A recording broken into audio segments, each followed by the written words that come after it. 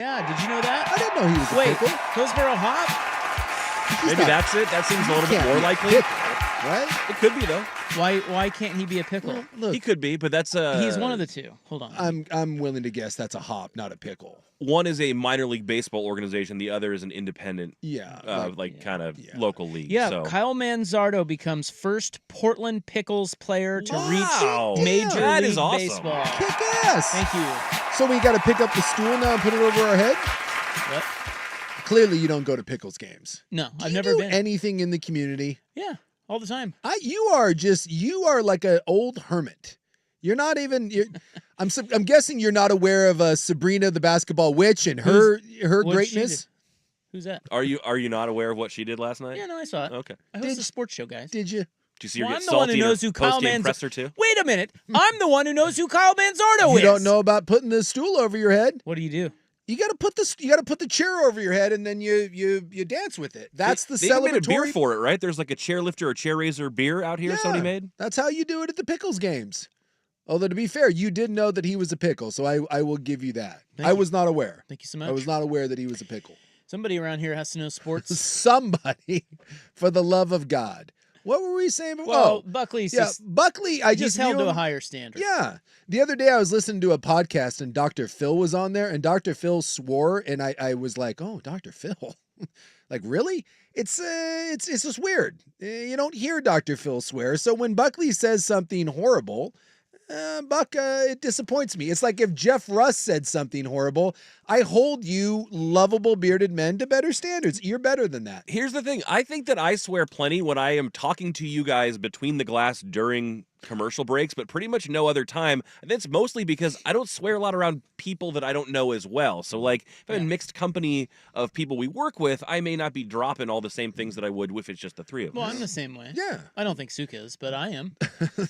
Yeah, no matter who's don't around care. me, kids, whatever. I'm just You don't care. priests, loved ones. You I'm say just like, awful bah! things. You're the worst guy around here for bad things to be coming out of their mouth. That's it's true. That's It's ridiculous. true. By the way, I have more hot Kyle Manzardo news. You do? Are you guys ready for Yeah, this? please. Do you know where he played his college baseball?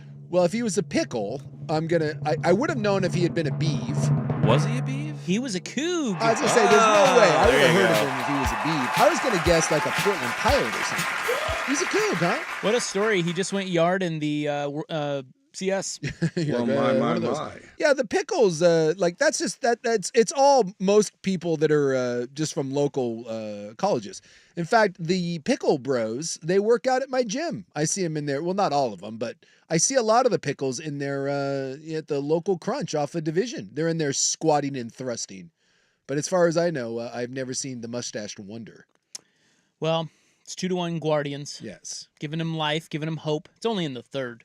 But we were already kind of moving the Yankees on to the World Series. Yeah, during it did feel like a lot of people were already lumping the Dodgers and Well- the Yankees into the World Series, and we're like, whoa, whoa, whoa. Well, I mean, just like literally a minute ago with Danny, we Yeah. were before we came on the air, we were kind of moving the Yankees along. Well, 2-0. And now we're not. No. Now we're not. I'm a little nervous tonight. Although, if history holds, I shouldn't be worried because the Mets are going to win like 11-2 tonight. Yeah. Like, we haven't had one competitive game in this series. Who's pitching tonight? Should Should you know that? Quintana. And, Shouldn't a Mets fan know that? And let's see, who is it for the Dodgers? I don't know who's going for the Dodgers. Let me pull this up. Quintana can roll. Oh, and Yamamoto. Oh yeah, Yoshinobu Yamamoto. In fact, It's gonna be fun I for saw him updates. walking into the stadium. Mm. So, and Sevy pitched well last night. He didn't pitch bad. It just Well, you guys have to score runs. can't did you guys hit. Did you know that you have to score in order to win? Yeah, and then not give up 3-run homers to seal it to Shohei Ohtani. Shohei, God, he hit that a long way. Yeah, he did. His swing is perfect. Yeah. Have you seen his numbers with runners in scoring position? Yeah, it's ridiculous. We talked about it yesterday. Yeah, Remember But they just got better. He's like going back 20 games now or something like that. It's like 850 or something. Yeah. It's crazy. he was 6 for 8, and I don't know. That was in the postseason, but if you Yeah. go back to the regular season, he is 17 for his last 20 with runners in scoring position, You're hitting kidding. 850. It's the best in 50 years of Maybe. anyone over that Well, stretch. At this point, if you're the Mets, just treat him like Barry Bonds, and it doesn't matter. Just put him on base. If You there's should. if there's runners on, I just put them on. I don't care if it loads the bases. The most insane thing is that Barry Bonds, a couple times, they walked a run in as opposed to pitching to Barry Bonds with the bases loaded. And that's the ultimate, like, there's nothing we can do. And Ohtani's approaching that line. All right. Well, But, the Mets had their chances last night. They can't hit. I think they had 4 damn hits all game. 4 I think effing they had hits. 4 effing hits. Now I got to look that up, but I want to believe it's 4 or 5 hits. Well, I was interested until Ohtani's home run, and then I turned it off. Yeah, that was kind of one of those back breakers. It's over. Yeah. There was one of those, speaking of foul language, I got one of these from the other room because, like, no one wants to watch it but me. So Wait, the BTJ isn't rooting for Shohei? she is, but only She's doing it silently? she's doing it silently. Out of respect? Well, and I told her that we have our own Japanese player, so why can't she root for him? Yeah. And so, Senga, right? yeah. So, but she doesn't really care about him. It's only Ohtani Yeah. fever. Who cares? Not even Senga fans care about him. I care. I care. But yeah, from the other room, I may have said something that was quite inappropriate, and I got one of these. What happened? And I was like, it doesn't matter. Don't worry about it. Yeah, I was like, just it's over. God, that was a moonshot. Because she always tries to be like real positive, She'll be like, well, it's not over, and I'm like, it's 8-0. It is over. Just I like that positivity, though. she does have a lot of positivity. That's good. Yeah, she's always a glass half full sort of thing. Good. But then deep inside, she's Good for loving her. it because it's so Ohtani. Because then it was one of those. She's like, well, what happened? And then I was like, don't worry about it. Because I knew the moment I said Ohtani hits a home run, she would come into the room simply to watch him trot around the bases. And then I'd have to hear about how handsome he is and how great he is. And then once again, that the Japanese are better than us. And then, it's, Well, it seems to be true, though. yeah. Well, I am wearing my Team Japan hat today. Yeah. So I mean, yeah. they kind of are. I hear it a lot. They do a lot of. They do well, a lot of. They do a lot of. If good I were things. Japanese, I'd rub that in too. Yeah. Particularly a Japanese American. Oh yeah. Living in the States. Oh, I get the business for it all the time. No, you can't do that with everyone. No. Because then you'll get hit with, who knows what you'll get hit with. You got to be careful. Yeah. But if I were Japanese, Mhm. I'd be touting the crap out of the Japanese people. Oh, absolutely. They're great. Oh yeah. Did you see those Japanese viewing numbers that I sent you? Yeah. Pretty impressive. They with Yeah. a population 10% of ours, they had 3 million more viewers of the last game. Yeah, so Japan watched the Dodgers-Mets game. Was that game 3? Mhm. Japan had more people watching than the U.S. When I tell people, like, you can't comprehend the level of star that Ohtani is over there. The most interesting thing that kind of blew me away is they have whatever their nightly news is, their local and national news. They set aside it's 2 to 3 segments a night for what Ohtani did that day. And when I was like, well, he didn't do anything. He like went 0 for 3 and had 2 walks, and they're like, so they still talk about that night. He gets his own like 20+ minute block every news night just to talk about what he did. Like I've never seen a star in the U.S. Whatever, LeBron, Tiger, Jordan, nothing. Dude, that guy over there is Godzilla. And that's kind of crazy that many people are tuning in. They had like 12 million, 13 million, and we had 9 or 10 million. Yeah. So like 10% of their whole country Yeah. was watching Shohei Yeah, it's kind of a big deal. beat the Mets. I mean, it's not Spencer Rattler versus Bo Nix, but Yeah. What number does that do tonight? Yeah, It's going to be monstrous. In Japan, I bet it does big numbers. Oh, you think? well, I will say that last week, the lock of the century was that I got to parlay. I rode those coattails too. It was a good bet, Sook. Yes, you got to bet against Drake May and Spencer Rattler. And I might have thrown a little cheddar there betting against Bo Nix. I had a little 3-way going. I don't know what to do with Bo Nix and Spencer Rattler. I mean, what side do you go on? And Rattler doesn't have any receivers. Do you know who is starting for him tonight at receiver? You will think these are fake people. I don't know who's running out there. Bub Means, that's What? one of them, and Mason Tipton. Those are the starting That's receivers. not real. That's real. Chris Olave is out. Rashid Yeah. Shaheed is out. He's out for the year. Yeah, Cedric Wilson Jr. will be there as well. But yeah, Bub Means going to get some action tonight. What's the spread? Broncos by I 3 think on it's the road. 2.5, 3. Yeah. No The- Sertan for Denver. It's Still going to love be this. a real rock fight. Still love there's one person in particular trying to claim that Bo Nix is on a heater. Hey, he's got those boys 4 and 3 right now. That national host talking about Bo Nix on his heater. Okay. Look at you taking shots. Broncos orange, let's ride. Apparently, if Sean Payton texts you and tells you that a guy's great, under no circumstances are you allowed to say anything to the contrary. And Sean Payton back in the dome tonight. I think the Broncos are the play tonight.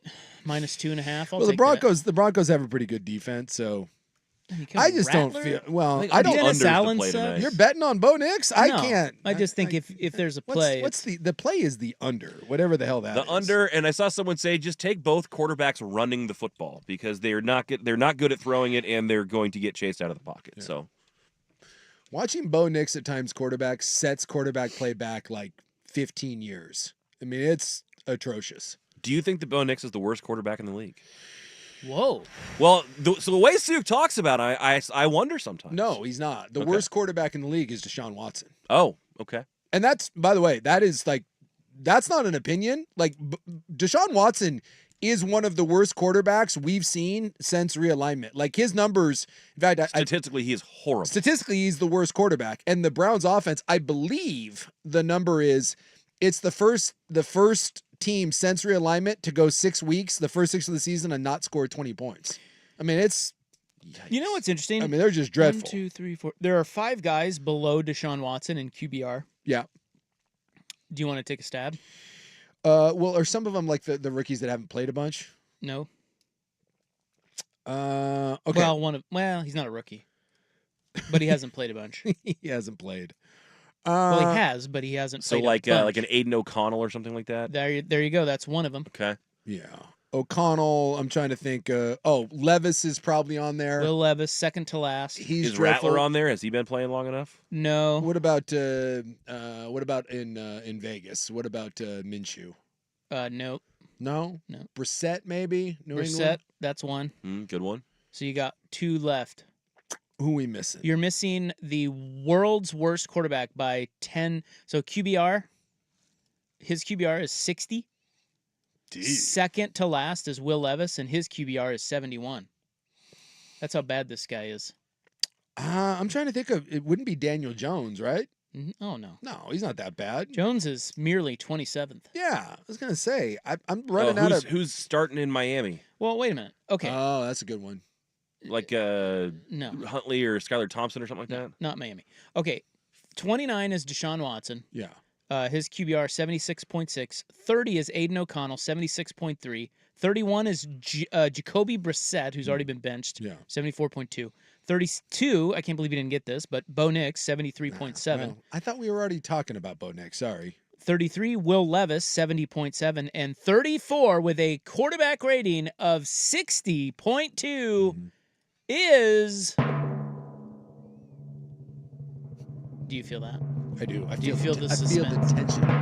Anthony Richardson. We should have got that one. You should have gotten that one because Soup's always We ripping trash him rather regularly Yeah. as well. And when I say we, I mean Soup. I just don't get why we try to Bottom make line, quarterbacks they're that ass. aren't good. Why do we talk about them? Like, why is it such a bad Well, thing he's to young. say that they're bad? And by the way, absolutely, Josh Allen his first 2 years was bad, and Josh Allen got better. So I'm not saying that Bo Nix can't get better. I'm not saying that. Well, I am saying Will Levis can't get better. I'm not. Will Levis. Sorry. Yeah. Will Levis is the worst quarterback in the league. I'm not going to argue with that. I'm serious. You asked. He asked, "Is Bo Nix the worst quarterback in the league?" No, he's a rookie. Yeah. And he's showing signs of getting better. Is Will he? Levis. Is He he? is. Yes. Is Will he? Levis is the worst quarterback in the league, and all you have to do is watch 2 series of the Titans to understand that. So yeah, I understand that like guys can get better, and I'm not trying to say that none of these guys can go on to be quarterbacks, but like we've tried now for 2 years to make Anthony Richardson happen, and dude, he's awful. He can't stay healthy, and he's terrible. And like all of a sudden, like Bo Nix won that game 10-9 against the Jets, and people are like, "Oh, Bo Nix." It was one of the worst games I've ever seen a quarterback Hey, play. you just went and beat Aaron Rodgers head to head is all. But like we manufacture, Boom. like we're afraid to say a quarterback isn't very good, and I don't get it. We would never do that with a left tackle. If a left tackle got beat for 6 sacks, no one would be like, well, you know, he showed some good things out there in the run game. A receiver drops 5 passes, but with quarterbacks, we're like, well, you know, we do this in college. Drew Aller at Penn State. That son of a gun threw 3 interceptions and should have lost Penn State the game. But he made the 2 fourth down completions in that drive against USC when USC S the bet. And we're like, well, Drew Aller, he's a gamer. No, he's not. It's the weirdest position that we cover as the media. All right, we got to go. Wow, we got to get started, although we already started. Oh, yeah. We're on fire today. You know, tomorrow we're not here because the Ducks are on. Yeah. So this is our Friday show. Big Purdue game. Yeah, the big game in West Lafayette. Whatever. So we got a lot to pack in today. We'll start with our poll question next on The Fan. Oregon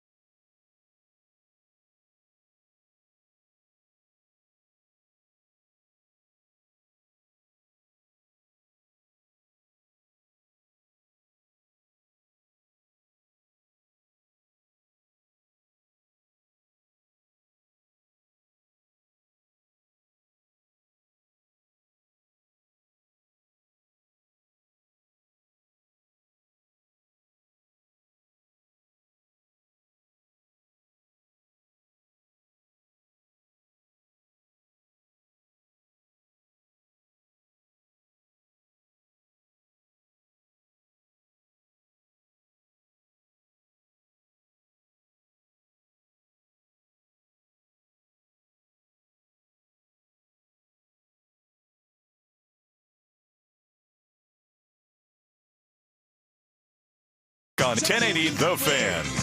So before we get to our poll question, I was looking at more quarterback stats. Yeah. There's some bad ones. You mentioned Bo Nix averages 5. Yeah, it's like 5.3 yards a pass. Well, it's 5.5. Oh, 5.5. Okay. How dare you bite your tongue? But that is not last. Okay. So I had to look that up. You mentioned that during the break. I was like, I wonder if that's dead last. And it's not. Okay. Who's worse? Jacoby Brissett, There you go. 5.2. Yeah. And Deshaun Watson, Yeah. Look, 5.1. I will tell you right now, and this is hand to God, contract, take everything aside. If I had to start a team with a full-time starter in the NFL, so I'm not, I'm not counting Spencer Rattler, right? He wasn't the starter. He's not going to be the starter. He was there because of injury. The one guy that I would start my team with last, and it's not a money thing, just last, is Deshaun Watson. I would rather bet on Bo Nix getting better and improving. I would rather bet on Anthony Richardson, and that's saying something. You almost mentioned Will Levis, and then you backed off. No, I would. I would take Will Levis. You would bet on Will Levis ahead of Deshaun Watson? Yes, I would. Ooh. Because whatever is happening with Deshaun Watson, there is no coming back from that. Will Levis, as bad as he is, especially early in the season, he had the most inexplicable decisions where he just would be like, I'm just gonna make the dumbest play you've ever seen. But there were things when you watch them play early on, they should have won those games. If you just eliminated the one awful what the hell decision, it didn't look that bad. Now, unfortunately, it's getting worse as it goes on. The play is not. It's no longer just the one decision, and he's really bad. But early on, you can make the argument it was a Josh Allen sort of thing, where it looked okay. You could see something. I don't see anything with Deshaun Watson other than a broken human being that is just he is broken inside, and I don't think you come back from that. So yes, I would actually bet if I had to I'm taking a quarterback and I'm like, for the next 3 years, he is my starter come hell or high water. I would pick Will Levis and Bo Nix and Anthony Richardson over Deshaun Watson. See, I would not take Will Levis over Deshaun Watson. Yeah. Only because we've seen Deshaun play well. Look, I get it. He sucks. Yeah. But at least we know it's maybe in there. Somewhere it used to be in there. Will Levis, it's not in there, dude. That guy's terrible. But Nix, 4 picks in his first 2 games, no tutties. Yeah. Since 5 tutties and 1 pick. Yeah. So he's getting better. Kind of. I mean, how could you say he's not getting better? He played one of the last week. He played one of the worst first halves. That was pretty ugly that I've ever seen in my life. But now the second they half almost came back. It wasn't because of him. So look. Whatever you want to say about him, maybe there is something that clicks. Again, it takes time. I will not judge anyone off of 5 or 6 starts now. Yeah, 6 starts. That's ridiculous. 3 and 3. But the idea that somehow he's responsible for those wins, it's not. I don't think anyone said that. He's been very bad. The conversation was, is he getting better? And I don't know how you could say he's not when he has 5 tutties and 1 pick in his last 3 games. In his first 3 games, he had 4 interceptions and threw no touchdowns. He's also, last week, he had 61 rush yards, which is pretty good. Yeah, against the Jets, he had 60 yards passing. I know. So. But again, the question is just, is he getting better? And it's marginal, clear but in the stats that he is. But tonight, he's going to light up Spencer Rattler like a Christmas tree. I would say the right side of that game is indeed Bo Nix, which is saying something. So you agree with me? Yes. Betting on Spencer Rattler or Bo Nix, I will bet on Bo Nix. What do you mean cautiously? Did you feel like that was a full-throated support of your notion there? No, I didn't, to be honest. And by the way, people are bringing up, TBH. and it is true. We are forgetting. We've turned the page. We are forgetting the number 1 pick from last year. Yeah, Bryce Young. I said full-time starter. Yeah, well, he was a full-time starter till he wasn't. He got his ass sat down. Now, I will say that for however many games that was, 16 and then whatever it was this year, I think it was like 3 games, there were no signs of progress. Like, again, doesn't mean he can't have a career resurrection somewhere, but that was no one did him any favors. But you've seen since he sat down, Andy Dalton, who's a competent Bridge quarterback. Andy Dalton doesn't look like that. Bryce Young is probably not meant for this league. He's in the Will Levis category. He is, yes. Where you are. It's just not. If you're betting on that, then It's not there. no. All right, poll question yesterday. X at 1080 The Fan, we asked you, if Oregon is to make the college football playoff, which team would you most want to avoid playing once there? Texas wins at 33%, Georgia 31%, Ohio State 28%, and Alabama 8%. Yeah. Okay, and then for today, the question is this. Which surprise team, currently unbeaten, would it be most dandy to see finish that way? BYU, Yeah. Army, Navy, Indiana. Yeah. I hate to do this, but it's Navy. Navy. Service Academy. Well, Well, I'm a you Navy. prefer Navy over Army. I do. My dad Right was, now, Army is winning. My dad was in the Navy. I love the military academies. I have the utmost respect for him, and I root for Army every day -1, and that's when they play Navy. Suck at Army.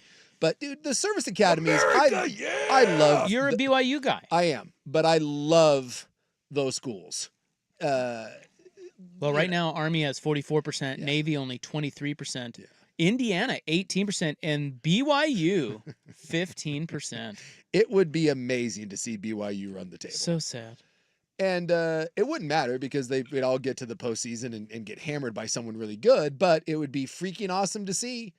And BYU schedule, there's a lot of winnable games, but someone wiser than me once said, and I couldn't agree with this more. If the argument to a team being a playoff team, the only real argument you can point to is look at their schedule, it means that that team's not for real and there's some losses coming. We do this every year where we're like, oh, look at the schedule. And we know they're not that good, but we think the schedule lines up. That's not the way college football works. You know, it's too hard to go undefeated, even with a soft schedule. You usually end up stubbing your toe somewhere. And BYU's playing really good. I just, I don't think that that's sustainable. That's not 12-0 good. Well, I don't think any of them are going 12-0. No. That's the whole Yeah. point. The question is like, who do you want to see Yeah. go 12-0? And apparently, Army greater than Navy Man, that sucks. in your face, No. and BYU. Go Another Navy. a double in your face. Beat Army. I know doubles. All right, what are the Big Ten and the SEC discussing? We will get to that next, but first, Buck with SportsCenter. Now, from the Fan Sports Desk, a SportsCenter update on 1080 The Fan. Ryan Buckley with this SportsCenter update brought to you by Stanford's. This classic American steakhouse has exactly what you've been craving. Visit them in Clackamas, Tanasbourne, or online at stanfords.com. First on the Fan, some breaking news in basketball this afternoon as longtime Virginia head coach Tony Bennett has announced his retirement. The announcement comes as a surprise given the timing in proximity to the start of the season. Bennett took UVA to the Big Dance 10 times in 15 seasons in Charlottesville, won the national title in 2019, also spent 4 years as the Cougs head coach in Pullman from 2006 to 2009. In the association, Clipper star Kawhi Leonard is out indefinitely to start the season with knee inflammation. No timetable yet for any potential return. On the gridiron tonight, Bo Nix and the Broncos visit the Saints in the Big Easy for Thursday Night Football. Both teams banged up. Patrick Surtain, the second, out for Denver. New Orleans missing their top two receivers with Chris Olave and Rashid Shaheed both out with injury. The Broncos a 3-point favorite when they kick it off at 5:15 over on Amazon Prime. On the diamond tonight, a pair of League Championship Series games in the ALCS. The Yankees looking for a commanding 3-0 series lead in Cleveland. Former Portland Pickle Kyle Manzardo with the home run to give Cleveland a 2-1 lead. And coming up in the late game, Game 4 between the Mets and Dodgers as New York looks to even the series. Yoshinobu Yamamoto on the hill for L.A. Jose Quintana toes the rubber for the Mets. First pitch is at 5:08 on Fox Sports 1. More sports scores and stories in 30 minutes. I'm Ryan Buckley at the 1080 The Fan Sports Desk. Listen live or on demand on the Odyssey app, the Fan's desktop player, or tell your smart speaker to play 1080 The Fan. Tired of getting dinged by subscriptions? We won't send you a bill. Portland's sports leader, 1080 The Fan. Hey, it's Suk, and let's talk about your hair. You're losing it, right? And you desire to have it back? Well, then Advanced Hair Restoration has the easiest guaranteed solution for you. Their simple one-day treatment offers life-changing results. I've seen it with my own eyes. Guys, it's not magic, but it's close. They put hair where you need it the most and then a little bam, and it starts growing. It's actually science, not magic. Advanced Hair has all the top-rated physicians, modern technology, and best of all, you get your very own natural hair that begins to regrow the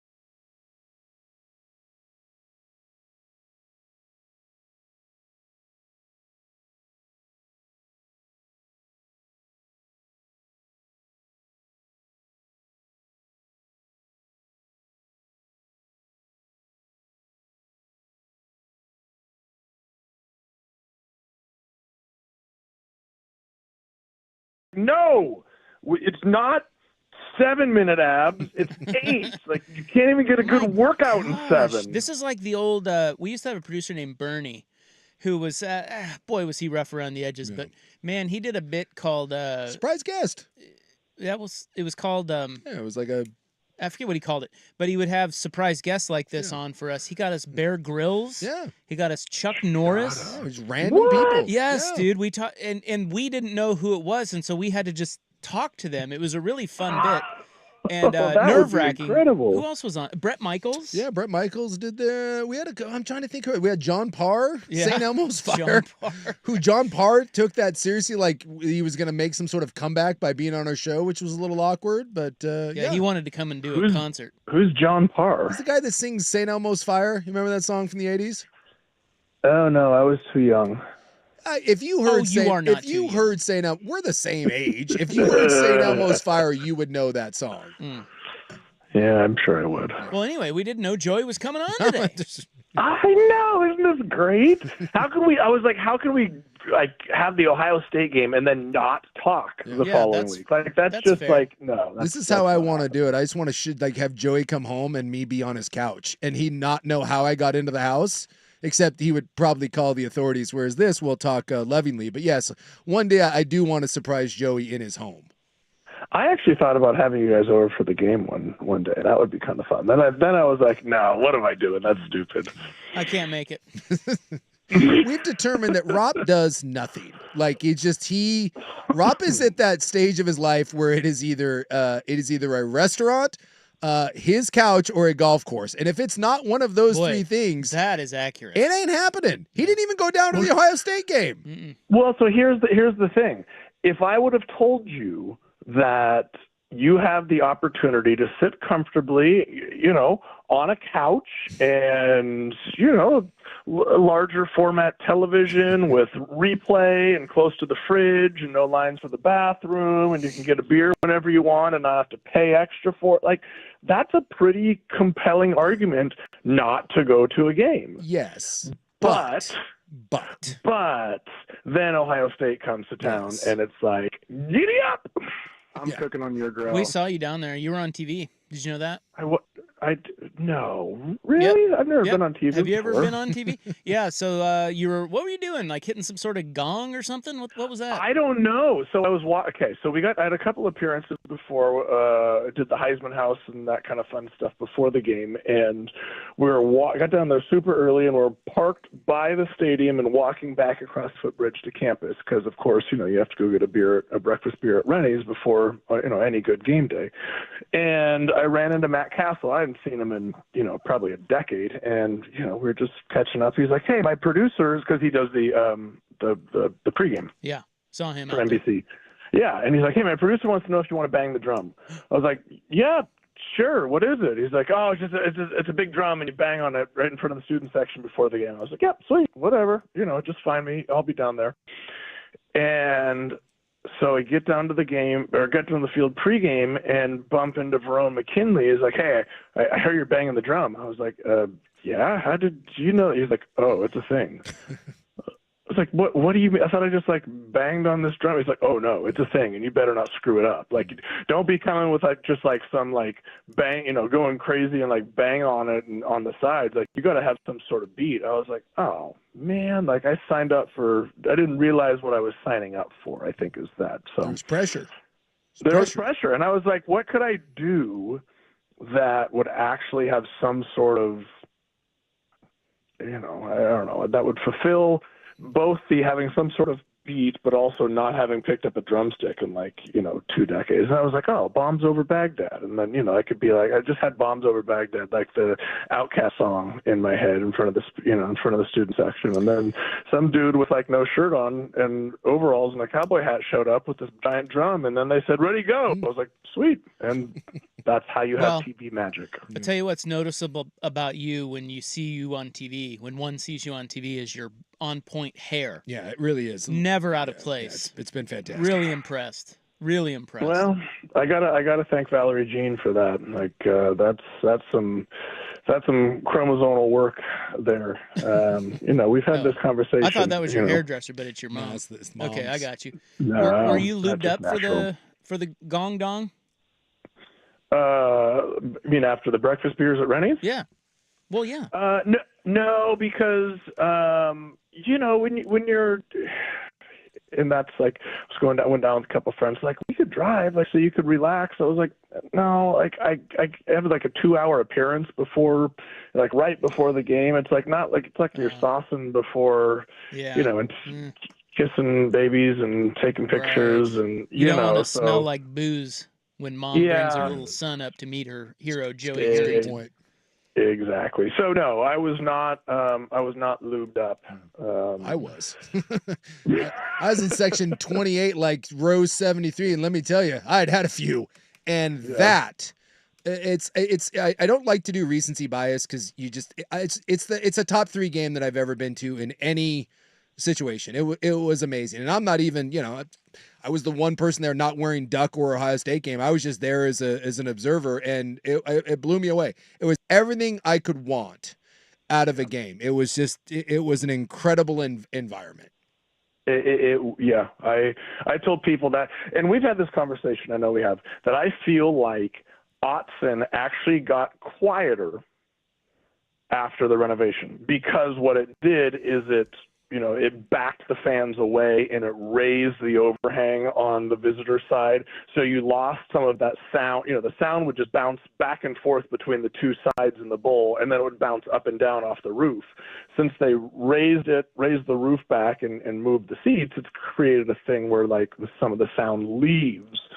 That was as loud. I mean, that was it. Like that was, I was standing down there when they came out of the tunnel, and I was like, oh my God. Like I am immediately like rocketed back to what this was like 20, 40, 65 years ago, whatever it was. How long ago? I went to the UW Oregon game last year at New Husky Stadium, and I remember thinking to myself and talking to my buddy, I said, because I got to play at Old Husky Stadium, and I said, that's the first time I've seen or heard New Husky Stadium sound like the old one. And I remember being like, that is the loudest I've seen a game in the Pac-12. I thought it was louder than anything I'd seen at Autzen, and I'd been a couple big games. And then at that game, you retook the crown. As great as the environment and as loud as it was at Husky Stadium, the Ohio State one was different. I left with my ears ringing. It felt like I had left a concert. It was incredible on national TV and that stage. And you saw a lot of national media members. That is as good a PR for that program as I think you've ever had. And that includes the 2 games playing for the national title. I just think that is a standalone game. I really think that for a lot of people cemented Oregon status.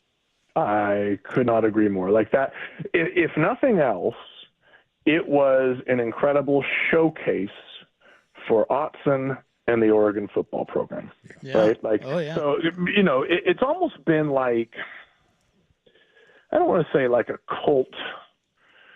People say, oh, Autzen Stadium. And it's kind of like this cult, like, oh, you got to, it's the band that you saw. And it's like, oh, my God, we saw them at this tiny little venue, and it was so great.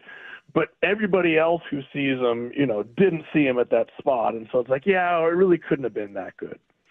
This was the moment where the entire country, literally the entire country, was finally watching Oregon. And not only, I asked Verone, he came on Talking Ducks maybe last week on Root Sports Thursdays and on our YouTube channel. And I said, what's the perception of the Oregon football program around the NFL locker rooms? He's like, we're the guys that can get close, but we can't win the big one. Like we're the ones that make a splash and want people to see us. But then once the lights are on, we don't finish. And there's some truth to that, right? Whether it's the 2010 national championship or the I was confused. Is it 2015 was the other one? That was before that, wasn't it? Yeah. Again, I'm 14? With you. It 14 season, together. 15 when the game happened. I think it was 14 season, 15 game. Anyway, like you put the lights on, and every time the country's eyes are watching Oregon, it's like, when they came up short. this wasn't. There was no shortness here. It was on point in every aspect. Yeah, it was amazing. The two recent Washington losses for Dan Lanning, well, three really, the Pac-12 championship game Yeah. too. Those were all that way too, because I feel Yeah. like those were.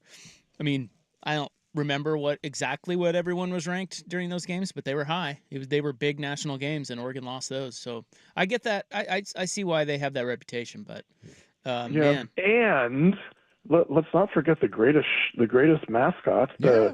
the Hugh Jackman Yeah. remake. I mean, just everything. Yeah, it The was crowd, the team, the It was a ducks, perfect the night. fans. It was It well was the sunset. I mean, for God's sake, like there well, you go. this is quite a treat, and we must talk about the game. Do you want to talk about the game with us? I would love to. Since you forced yourself onto our show, Foisted, yes. Yeah. foisted. Yeah, okay. Ambush. Sit tight. That's Joey Harrington. For those that don't know, he comes on every Friday, but we don't have a Friday show, so he's like, I'm not sitting idle on Friday. I'm coming on. So here he is, former Ducks, former Lions quarterback. More with him on the Ohio State win. And what's next for the Ducks? Next on The Fan. The home of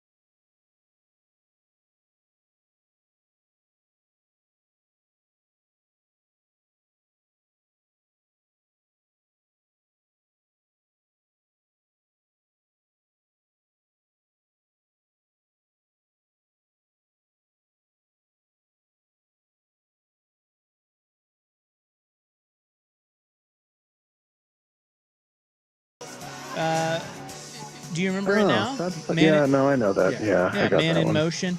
We used to love that song here. So Bernie went and got John Parr on the air, and John Parr, I think his career has gone south, and so he was towards the end. He's like, "Hey, you guys want me to come out? I'll put on a show." He was so excited, and we were like, "Yeah, no, not really, John, but thanks for coming on." Just kind of doing a bit, but hey, it's great. Okay, so let's talk about the game. I don't know if you saw, but Oregon beat Ohio State. Yeah, they beat them.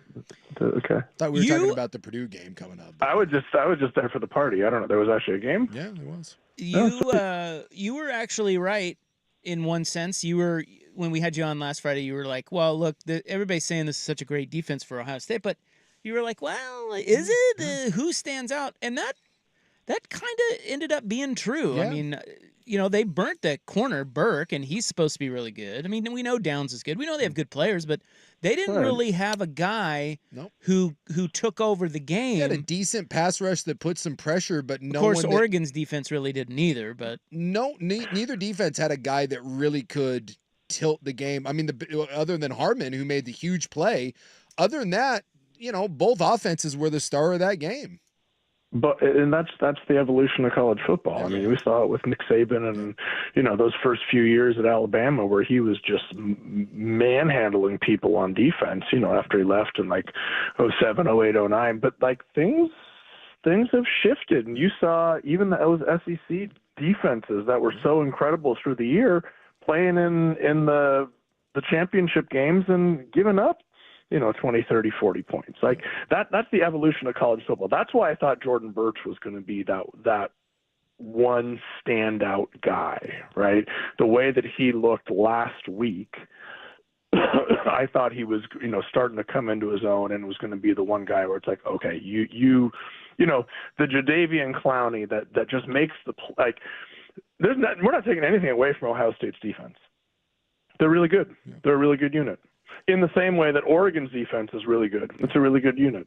How about that? I mean, if you want to talk about like individual players, how about the stop that Uyunglele made? Yeah. On what was it, 3rd and 1, yep. And just put it. I mean, that was a massive play to force to get the ball back. Like those are the type of plays that each team made because they have really good players. But there wasn't a game-changing player or a game-changing play made by a defensive player. Yeah. They were just really good. And in this day and age of college football, really good defenses will usually give up, 3, 4-ish, 5-ish touchdowns against really good offenses. That's the nature of the game now. You know who the game-changing defensive guy was? It was Dan freaking Lanning. That's who. With his little, what did you think of that? The 12 men on the field penalty. I mean, it was brilliant. And Suki, you remember these days on those Friday practices before Saturday games, you would sit there and you would go through from start to finish every possible scenario that you could, all right, here we go, punt. Punt team is out, and then you go punt safe, and then it's hands team for onside kick, and then it's this situation on defense, and you'd work on the Hail Mary, and then you'd work on prevent Hail Mary, knocking it down. Like you literally work on every single possible situation, including that one, in the event that it comes up, and lo and behold, it did. I think you credit Dan and Tosh for having the guts to pull it off. Yeah. Right? Because like that's a gamble. Well, yeah, and the scenario actually presented itself, and oftentimes it I mean, the vast majority of the time doesn't. How many do you know of others like that? Like how it got me to thinking, and I didn't want to ask Dan about it yesterday because apparently he was tired of that line of questioning. But how many situations are there in football where the team that commits the penalty benefits? Do you know? Well, you could do it if you're taking a delay of game because you're too far for a field goal but too close to fully punt, and you try and back it up to get more space, but that's often declined. I've been trying to think of situations where taking a penalty or incurring a penalty on purpose is a more benefit. If you get beat by a DB, the DB gets That's beat what I on a was fade. thinking. Yeah, just pull the guy down and especially in Just college pull it, because and you it's take not the spot. and you take the 15. yeah, exactly. And most of in the NFL, they've closed all these over the years. There's been a handful of these loopholes, and the NFL closes them real fast. So yeah, there's not many. That's probably the best one. Is if even in the NFL, even though it's a spot foul, drag the guy down, and you see it. Yeah. If you're beat, 42 yards is better than touchdown. Exactly. Just drag him down when you know that you're cooked, and that's. And by the way, Ohio State got cooked. From an X's and O standpoint, I'm just you want to talk about an ultimate backfire, which is why if these two teams play again, I'll be interested to see. Ohio State thought they could play man coverage. That's one of those you haven't seen a team. Neither one of those squads had seen the other or something like it. But Ohio State went out there with their guys and their NFL DBs and were like, we're playing man. We're not gonna let you run the ball. We're putting next guy in the box and good luck beating us. And Oregon torched them. Now, real quick, Joey, Suk, you asked Dan Lanning about that yesterday. Yeah. Read between the lines of his answer.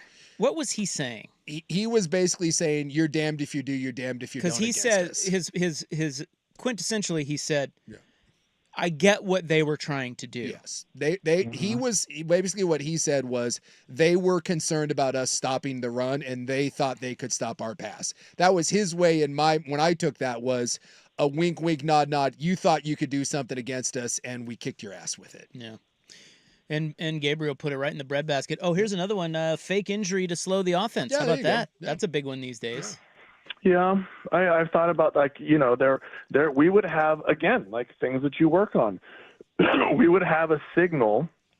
The defense would, and again, this loophole has been changed where it was whatever it was throw your arms up in an X or where you would signal a fake injury for someone to run as they're running off the side, to run to the sideline and then fall down and grab their hamstring. Those are things that are worked on every single week. You bastards. I did it as a center. I always tried to squeeze the ball in tense moments, third and short. You would squeeze the ball, and a lot of times you could get someone to jump. And you're not allowed to centers aren't allowed to try to do that, head nods or something, or when we're in shotgun, you would, shotgun, you'd look in between your legs, the guy would raise it, and then you would put your head back up and snap the ball.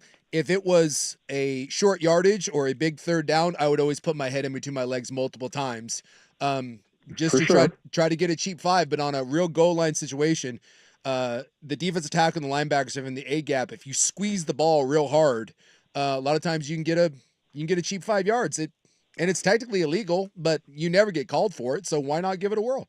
It may work once every 15 times, but hey. But that one time makes a difference. Well, I didn't know 2 of the 3 of us were such cheaters. Oh, 100%. No idea. I was a master of the leg whip and, all those wonderful things. All right. Well, we're out of time. Can you believe that? That's it, Joey. That's it. See you on the couch. Yeah. Thanks for calling in. What a surprise. Yeah. It's just always good to talk to you guys.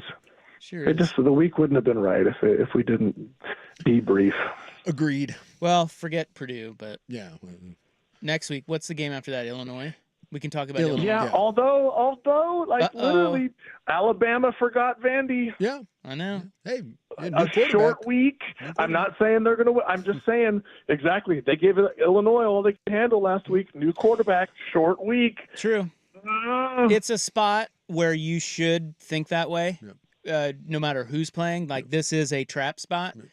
I trust Lanning and I trust the Ducks, and I trust them on both lines for this one. I know. I'm just trying to build drama. You know how it goes. Well, now we have to watch it. Yeah. All right. Thank you. Have a great weekend. Bye. Joey Harrington on our show, courtesy of Mods PDX. The future of building is here. How about that, Jace? How about Were you excited by surprise? I was like, hey, I love talking to Joey. Yeah. It's good people. Yeah, he wanted to, isn't that great? He just wanted to talk about Ohio State. Yeah, I texted him to say no show Friday, so we'd miss our usual hit. And he said, wait, not even like that one time when there was a Friday game? And I said, no, it's an earlier game, so no. And he's like, we got to talk about the Ohio State game. I'm like, you want to come on? He's like, yeah, I want to come on. Throw his O. Got things to say. That's right. All right, the Big Ten and the SEC, their big grand plan. We'll get into that next on The Fan.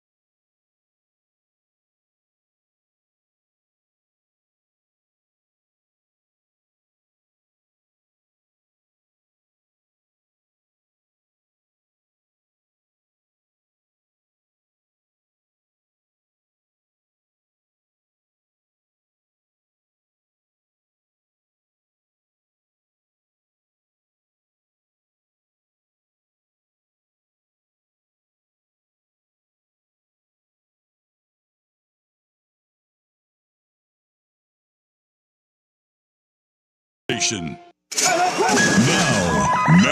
from the Fan Sports Desk, a Sports Center update on 1080 The Fan. Brought to you by Reynolds Defense Firm. If you've been arrested for DUI, you need a team of attorneys that you can put your trust into. Call Reynolds Defense Firm today, online at reynoldsdefensefirm.com. First on the Fan, some breaking news in basketball this afternoon, as longtime Virginia men's head coach Tony Bennett announced his retirement. He was with the Cavaliers for 15 seasons, taking them to the NCAA tournament 10 times and winning the title in 2019. In the association, Clipper star Kawhi Leonard out indefinitely with knee inflammation. No timetable yet for a potential return. On the gridiron tonight, Bo Nix and the Broncos visit the Saints in the Big Easy for Thursday Night Football. Both teams banged up. Patrick Surtain II out for Denver. New Orleans missing their top two receivers with Chris Olave and Rashid Shaheed out. Shaheed likely now to miss the rest of the season with a meniscus injury. The Broncos a 3-point road favorite when they kick it off at 5:15 on Amazon Prime. On the diamond tonight, a pair of League Championship Series games in the ALCS. The Yankees looking to take a commanding 3-0 series lead in Cleveland, but the Guardians with a 2-1 lead right now in the bottom of the sixth. In the NLCS, Game 4 between the Mets and Dodgers as New York looks to even the series. Yoshinobu Yamamoto on the hill for L.A. Jose Quintana toes the rubber for the Mets. First pitch at 5:08 on Fox Sports 1. More sports scores and stories in 30 minutes. I'm Ryan Buckley at the 1080 The Fan Sports Desk. Listen live or on demand on the Odyssey app, the Fan's desktop player, or tell your smart speaker to play 1080 The Fan. The Fan Merch Locker has new shirts from the fan shows and hosts you love. Get yours now at 1080thefan.com. If you can find the time to explore the mind of a stripper, then you can find the time to spend with your actual family. Primetime with Isaac and Suk. Damn! What they on? All steroids and no carbs? Them some thick-ass kids. This is Primetime. We're not like you. We're grown-ups. Your source for the best in local, regional, and national sports. Oh, my goodness. Here are Isaac Ropp and Jason Sakanik with Primetime on 1080 The Fan. All right. Welcome back. Nice little Thursday. It's Ropp, Suk, Right here. and Buckley. Yeah. A lot of F-bombs flying. I think Buckley now is trying to just curse more to try to prove that he's edgy. That's a Schultz-y sort of move, and Buckley, it's beneath you. What the f*** are you talking about, man? You know your wife doesn't let you talk like that. We don't talk that way around the kids, but as soon as those heads hit the pillow, yeah, we do. Does it ever bother you when your kids cuss inappropriately? Do you ever have a thought? I mean, you don't really say anything, but you have the thought where it's like, ooh. I say this. I knew my kids cursed, and I didn't care that they cursed. It was never a thing in my family where I was like, watch your mouth. And so they learned it by watching you? They learned it by watching me. So I was always surprised that they didn't curse in front of me because I knew they cursed away from me. So they didn't. So there was a respect. Yeah. There was a respect thing. Yeah, Meat never did that with me. He was just cursing for Yeah, you. he just curses. Yeah. No. No. He doesn't do it bad, but. No, my kids would always hold back. And when it first started to change where I noticed that they would curse openly in front of me, it was jarring. I was like, whoa. And it was weird because I had heard them curse when they didn't think I was around or when I could, hear them in the other part of the house or I'd hear them amongst each other. And so, yeah, there was a time when that one was kind of like, whoa. It's always weird to hear. Yeah. Especially initially. Yeah. Just because it's your kid. Yeah. But for Buck and Mrs. Buck, I think it's great because we try to do that too. Yeah. We, around meat, you clean it up. Sure. You don't get sloppy drunk. Yeah. You just get drunk. Yeah. You don't cuss. Yeah, you keep it you keep it between the navigational Yeah, buoys. It's like bumper bowling. You don't show them your emotional problems. But then then they get old enough. Yeah. And they start cussing. And you're like, well, so what I'm getting at here is that Buck and Mrs. Buck should not expect your two boys to never cuss. Oh, we don't. Because you don't cuss around them. Yeah. Oh, and they overhear so much stuff that we don't realize they overhear.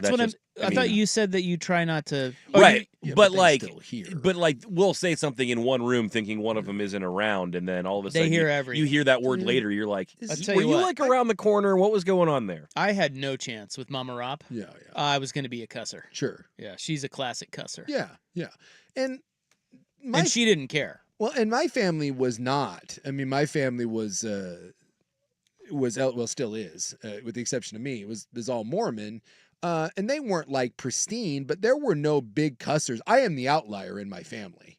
I mean, there's people that will cuss, but I am certainly the outlier. Isn't that interesting? You learn to cuss later in life.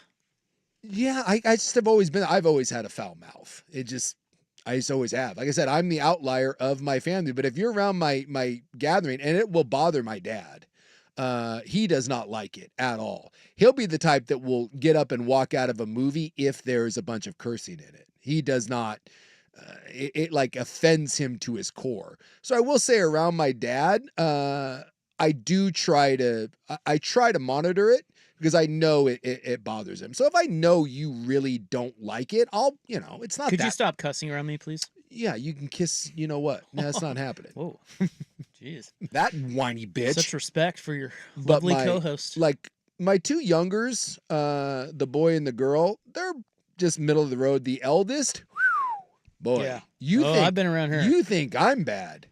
The stuff that comes out of her mouth. She is her father's daughter. Yeah, like 2.0. Like I'm the old model. Like she makes you cringe. Yeah, there's definitely times she said stuff and I'm like, oh my gosh, did that come from me? And then I realized it did. And I'm like, I'm sorry.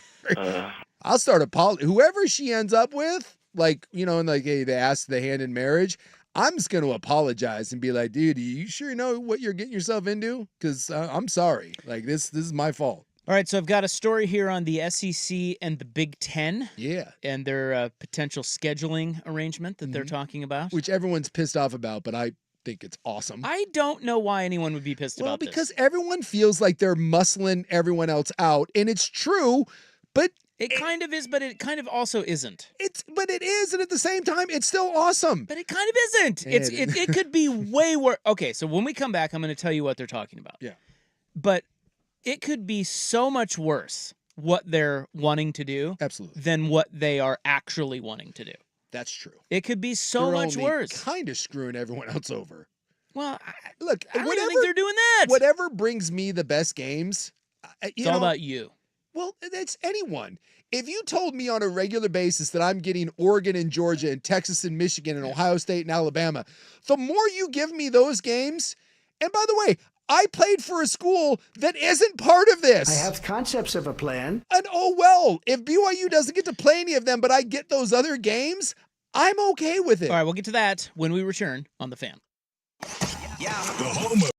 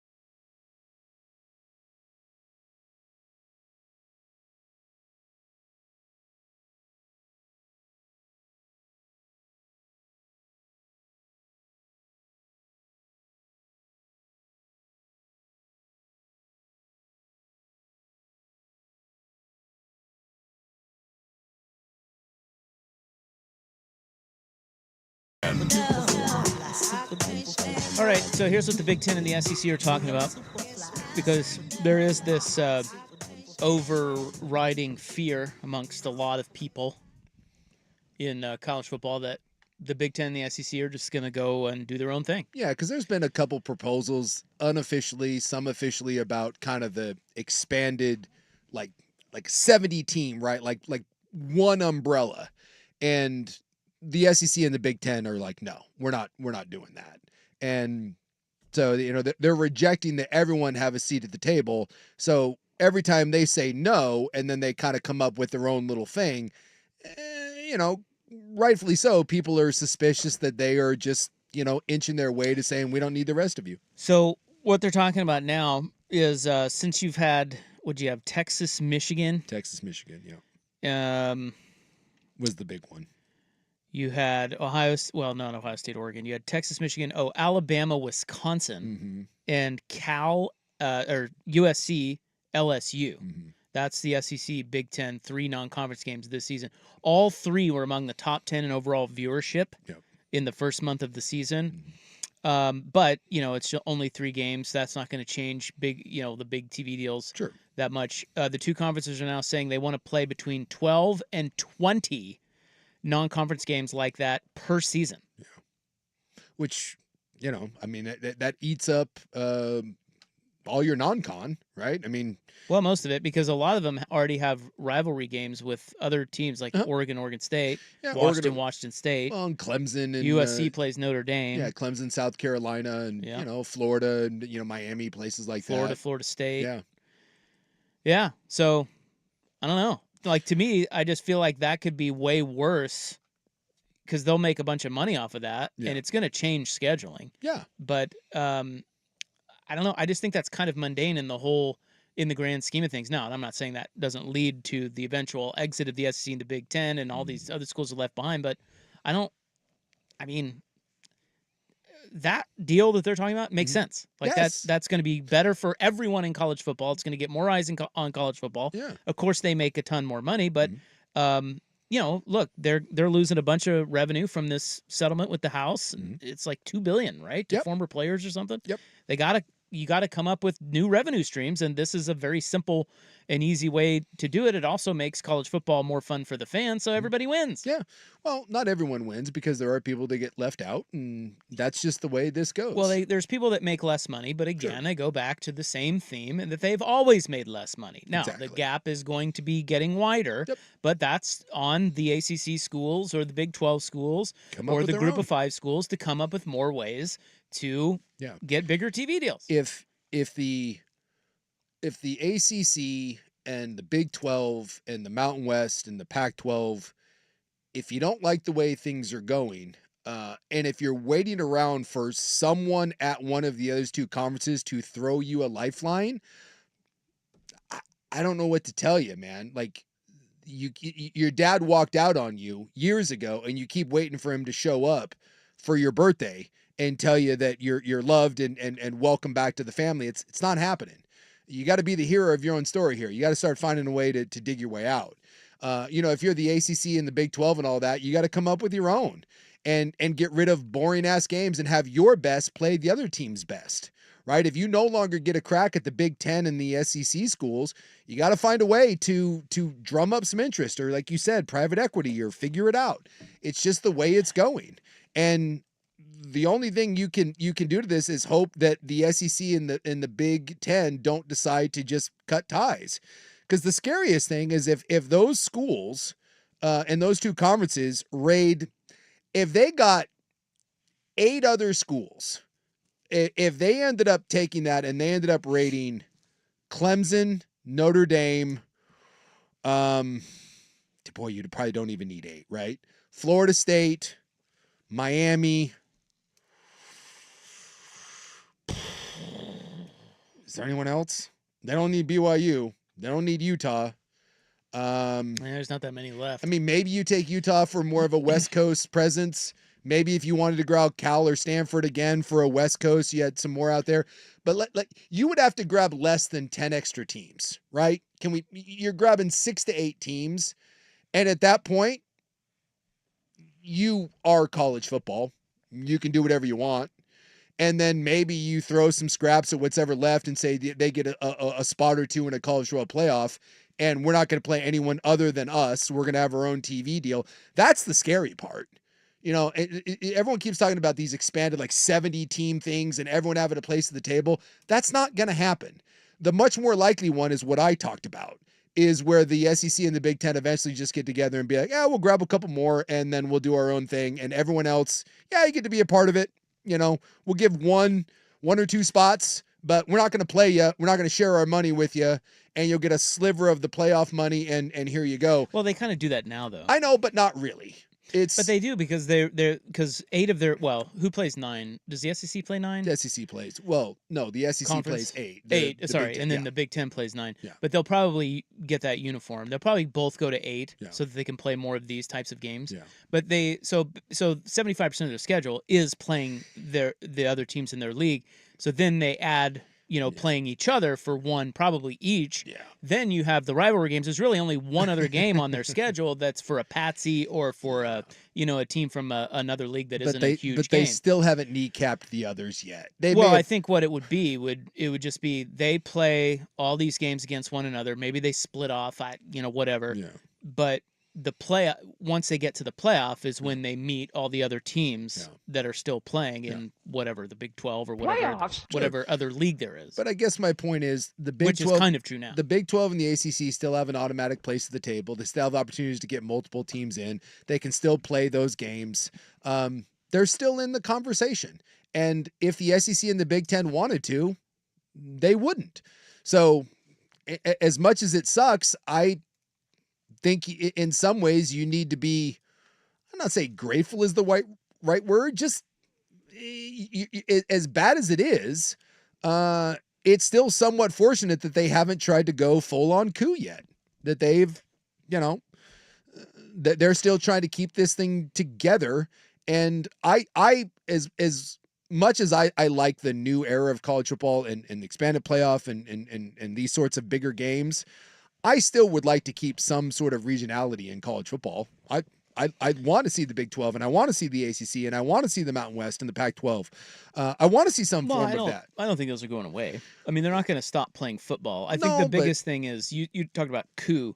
The verbiage here is very important because the last thing the Big Ten and the SEC want, as a matter of fact, it says it in this article that I'm reading here from USA Today, is that when they met to talk about the scheduling arrangement, they brought in a bunch of lawyers. Yeah. The last thing that they want is the old C word to come up. Yep. Collusion. Collusion. Yep. And because it could get really ugly, like you're talking about, if they do want to peel off on their own, it could get really ugly legally, and they may not even be able to win that battle. Yeah, you never know. So it behooves everyone to play nice. Exactly. That's why I don't think they're going to go down that road. I think I really feel, and I've always felt, that whatever college football looks like in God knows how many years, 10 years, 20 years, whatever it is, these schools all across the country are still going to be playing football. Yeah. It's just not going to be the different the way that you grew up watching it. Yeah. And I know that's hard and people hate change, but give them an opportunity to actually make it really good for the viewer. And this story we're presenting about the Big Ten and the SEC non-conference scheduling arrangement is going to make it really good for the viewer. There's just so much fear out there because it's unknown what it's going to look like. Think about the idea that it may be way better and way better for everyone. Who knows? Maybe eventually they get into some sort of rev share type of situation where the other schools like the Oregon States and Washington States get a little cut of the money. So you just don't know. No, you don't know. And that's why people get so scared and they get in their own head about what could be coming. Yeah. It's probably going to be great for the sport. But it's also why, as someone points out, Oregon and Washington were willing to take partial shares, and why SMU was, it's like you doing everything you can to try to get on a lifeboat while you can, because it's pulling in one direction and you want a seat at the table. And and those were smart. Yeah, smart moves. Very prudent moves by Oregon and Washington. Yeah. Not everybody had that opportunity. No, they did not. And of course they should have taken those deals. But that also doesn't mean that if they didn't take those deals, or if the Pac-12 were still together, any of that matters. No. It doesn't mean that they are safe and no one else is. No. At this point, that feels that way. Yeah. But this thing is changing so rapidly that no one knows what this is going to look like in 10 or 20 years or however long it takes Gosh, them. could be 2 or 3. You just don't know. But it could be shorter than that. It's just, I just feel like the bottom line is, if you play football at like Kansas State's a great example. They have a passionate fan base. They're in the Big 12. Or Boise State, passionate fan base, not even in a Power 4. Yeah. I don't feel like those programs are going away. Yeah. They want to play football. They're into it. It's and it may not be all programs. Maybe there is some sort of thinning of the herd of programs that. Was it Tulane a couple years? Not Tulane. It was UAB. Alabama, Birmingham. A couple years ago, who said, "Dad, do we really want to do football? Do we really want to commit to football?" But they came back. And they're back. Exactly. They're back. So I feel like, it's all going to work out. It's optimism, I know, and I can't really point to anything as to like. Yeah, you just have a belief in it. Yes. I get it. Like, I just feel like it matters too much. On these campuses, even Oregon State and Washington State, who are the two in the worst position at this point, I still feel like, and I've been saying all along, that they're gonna. You care enough that it's gonna work out. Yeah. It may not look like the way you want it or the way it used to, but you're gonna be playing football, and that's the fun part. And despite anyone bitching about it, you've said this a million times. The numbers bear it out. These games, more people are watching. So. I mean, it's not even close. Like, dude, how much more interesting is college football this year by just having Georgia play Alabama 2 weeks ago or 3 weeks ago, and Oregon play Ohio State, and LSU play USC, and Texas playing Georgia tomorrow, and Texas playing Georgia Saturday. Yes, and that's a league game. But how much better is college? It doesn't take that many games to get us on the hook. Nope, it does not. And the numbers bear it out. People are tuning in. Some people may be upset about it, but millions more are tuning in. So. It is numbers don't lie. Big eye in the sky don't lie. But the lawsuit thing is that's a be very real thing. The Big Ten and the SEC do have to be quite careful. Absolutely, because no one wants it to be litigated. All right, coming up next. Oh, we're already in the news. We are. Do you guys like ITN? I love. I'm going to bring you some news. I have the Arctic Fox follow-up to the follow-up. I need the follow-up to the follow-up. Because remember, the Arctic Fox. Yeah, I was skeptical. You thought it was a dog. It wasn't. It was an Arctic fox, as they said. Idiot. And they caught the Arctic fox. Moron. And now the follow-up to the follow-up is that we may have the Arctic fox's owner. Oh, that son of a bitch. Wait, so it's not wild? It has an owner? Nope. Of course it's not wild. It didn't hitchhike here from Alaska. Well, I mean, okay. Yeah, it has an owner. Yes, it has an owner. Buckley just admitted he's coming down on you a little hard, but and I do this all the time. That was above board. I know. I do this all the time where I'm like, why did I even say that? That was dumb. It's okay. But Suk will, of course, make you feel I didn't it. think he had him as a pet, but like, could somebody have brought brought it there well, wild? I'd come hard because I didn't believe it was an Arctic always fox. do that. That's Yeah, see, he's always deflecting. That's right. Come hard. The thing that we need, Buckley, is you always just need to just drop back to the fact that he went to Mexico City and ate at Chili's. That's right. I'll tell you what, those tendies slapped. Just throw that right back at him. So good. There's no way they were that good. Here's Buck with sports. Oh, you're wrong. Now, from the Fan Sports Desk, a Sports Center update on 1080 The Fan.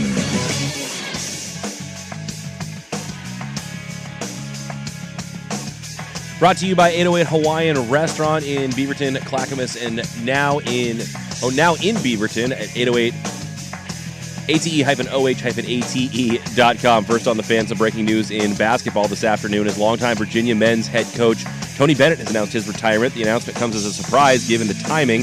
Bennett took UVA to the Big Dance 10 times in 15 seasons and won the national title in 2019. He was also the head coach of the Washington State Cougars from 2006 to 2009. In the association, Clippers star Kawhi Leonard out indefinitely with knee inflammation. No timetable yet for a potential return for him. On the gridiron tonight, Bo Nix and the Broncos visit the Saints in the Big Easy for Thursday Night Football. Both teams banged up. Patrick Surtain, the second, out for Denver. New Orleans missing their two top receivers with Chris Olave and Rashid Shaheed both out with injury.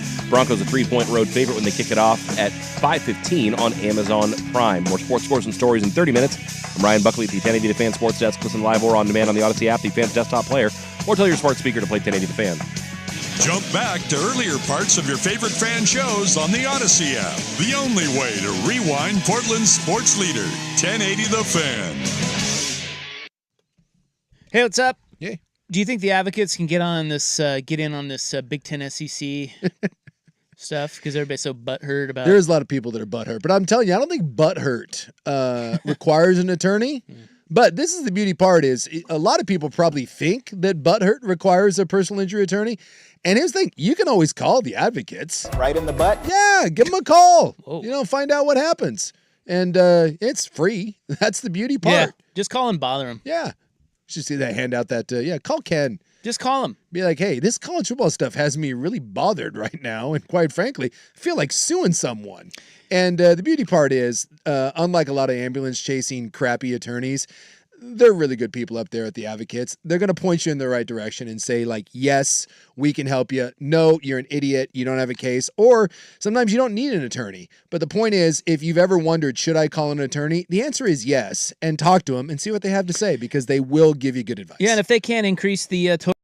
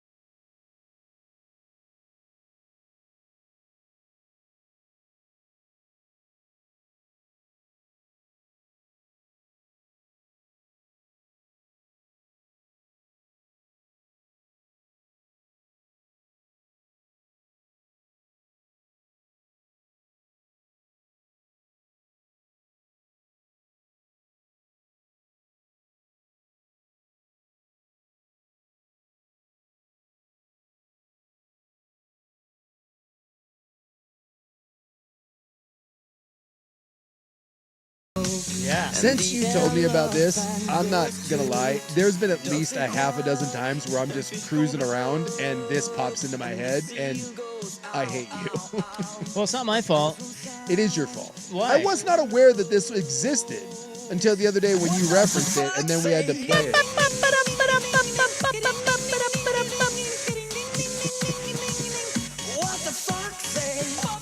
I think we have an overlay here. Hold on. Let me try something. Keep that playing, will you, real quick?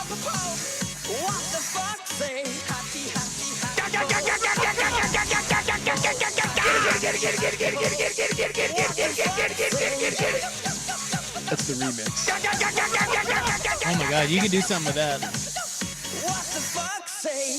Yeah. Except it almost sounds like what the F say, and that throws me. Like, what? Ooh. What does the fox say? It is October 17, 2024. It's time now for In the News. I'm your noted newsman. Hello. Thank you. This is brought to you by the Advocates Injury Attorneys at advocateslaw.com. Today is Mulligan Day. Oh, like on the old golf course? Or is it? Is there I mean, I another? don't know if there's another, like, what else is... Is that where the term mulligan came from? Oh, mulligan is a stew made from odds and ends of food. Really? Not that. Then where did we get mulligan from golf? Good question. Huh. I don't know. I've never thought about mulligan. Well, don't take says mulligan. the most widely accepted story is that David Mulligan, a golfer at St. Lambert Country Club in Montreal in the turn of the century, took an extra shot after a poor drive. Mulligan called it a correction shot, but his playing partners thought it was more fitting to name it after him. So there you go. David Mulligan. So he was shamed and he had to wear that forever. Boy, that sucks. I think it's kind of great. You're like, listen here, you son of a bitch. I'm He's just gonna out there hit another one. You out there taking mulligans? Yeah, I mean, it's not necessarily a derogatory term at all. No. But it's also, I mean, I don't know that I'd want to be named after or named for that, you know? Yeah, I don't and know. mulligans are fine. Yeah. Like if you're just out goofing Playing, off and you don't have a game or you're not in a tournament, who cares? It is Take a tough mulligan. if you're playing with the dude though, and he's got like I'll accept the breakfast ball, the 7:30. You haven't warmed up, but it's like hole 9, and my man takes a break, and you're like, really, like, yeah. Well, there's no such thing as a breakfast ball to me. But I get it. Like if you're just out goofing off and you're playing on your own, or there's no money on the line or no tournament, you're not even keeping. Who cares? Exactly. Just hit as many balls as you want. But not in my games. You ain't getting a mulligan. Rob takes it seriously. You're going down. Oh, gosh. I'm not giving you a second shot. Super serious golfer. Because the second guy is always way better. Oh yeah. It's also National Pasta Day. Don't eat a lot of pasta, but I got nothing against it. So we have the Arctic. Okay, so that's why Buck played that song. Yeah. What does the fox say? Mm-hmm. What does the Arctic fox say? If only he could talk. Yeah. Oh wait, she, right? Yeah. It was gorgeous. Pretty little fox. Yeah, the Arctic fox found stranded, hungry, and dehydrated in Portland on October 12th, the one we talked about here on this program. Is the fox, by the way, the sexiest animal simply because we use foxy as a term for attractive people? What is the sexiest animal? Well, I mean, no one's like, man, did you see that hippo as a compliment? You know what I think the sexiest animal is? I'm being serious. Yeah. I think it's the horse. I think horses are beautiful. They're very majestic. Yeah, dude, they're awesome. I would say majestic, but I don't know if beautiful. Sexy. You said sexy. Sexy, yeah. To me, it's the horse. I'm going with like jungle cat. Ooh. When you see those are pretty, like a panther. The jaguar and when you it's all that pretty sexy in the jungle. Very sultry. Pretty sexy. Yeah, I smell a poll question. That's sexiest animal. It's gonna get uncomfortable. Who was it? Was it Lynch that had his wife? His ex-wife had a shark thing. That's right. Yeah, right? the shark themed wedding. Yeah, his wife would get. His wife got a little worked up. Ex-wife over sharks, which I find. You want to talk about a weird kink? You were like watching bestiality. Well, just watching Jaws and that gets you all hot and bothered. It's weird. Well, anyway, continue with your sexy fox story. Portland resident Kendra Berger told Coin6 News that she took a photo. She spotted a woman in Lincoln City last month who was leading the Arctic fox around on a leash. Yeah, you can't do that. That's a no-no. So Ms. Berger took a photo of the couple. Yeah. And they're trying to put 2 and 2 together here. Bird Alliance of Oregon spokesperson. I don't know why she's involved. I think that's the second. There was another time with a Bird Alliance. We've done a Bird Alliance story. Yeah, they get their hands in there. They deal in the exotic trade, I guess. Spokesperson Allie Berman said that the animal seen in the photos appears to be the same fox currently in the organization's care. That bothers me. It's a couple. It's a woman and a man. Yeah. And they're walking around Lincoln City, and they're just there's a bunch of people around. It looks like a really nice day, and there's a bunch of people around, and they're just leading that stupid Arctic fox around on a leash, like a dog. And this is the part that bothers me. No one wants an exotic pet more than I do, but they're not pets. and you can't treat them as such. And that just. Do you think they were going to eat it? They're eating the pets. I don't know, and then it gets away, and the dog it can't fend for itself. They're eating the dogs. It's so bad. I'm glad that the Bird Society though is involved. Why? Bird Alliance. Bird Alliance. There is there is an exotic bird shop on Division Street. If anyone knows what you're talking about, it's not in the best part of town, and it looks like it looks like someone just took an old rundown house and then they slapped up a sign that says exotic birds, and the shadiest people you've ever seen are always going in and out of that place.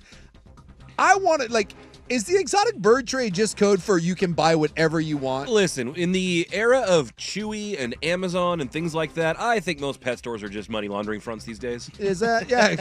I mean, that might be painting with broad strokes, but once in a while I drive by, because I drive by the place almost every day, and I'm always like, oh my God, look at that thing.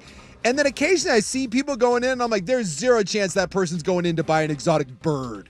Like, what is happening here? Exactly. They're eating the dogs. I think that's where you get Arctic foxes and probably, whatever else you're looking for. They're also, eating the pets. Tremendous swing and a miss by us, the sexiest animal. He's going to go get him one of those Milwaukee butter hogs. Milwaukee butter hog, or at least a butter hog. I don't know that they're that sexy. It's just... Well, that was a thought for the Vancouver Ford text line. Yeah, there's plenty of them, and they're doable. They'll do in a pinch. It's called the Thursday Night Girlfriend. Well, they're saying any investigation into the ownership, the Fox's ownership, would be conducted by the Oregon Department of Agriculture. And they are currently working with the Bird Alliance of Oregon to place the Arctic fox in a zoo. I love that the Bird Alliance is involved. It makes that story that this much might be better. their Super Bowl. How does that affect the Birds Aren't Real contingent? Yeah. What? I want the Bird Alliance to look into that weird exotic bird shop off of Division. Someone look into what's going on over there, because I promise you, it's not good for the birds. What's more of a thing, exotic birds or typewriters? Ooh. Because I have a typewriter store that I drive by. Yeah, typewriters are that's a big antique thing. Tom Hanks is a big typewriter guy. No, I know. That's why I asked. Because exotic birds are a thing. I mean, I told the story of my father-in-law who killed his bird by starting the dryer when it was in it. Like, he didn't do it on purpose. Why was the bird in the dryer? Well, it liked to hang out in there. That's a with dumb the bird. Clothes.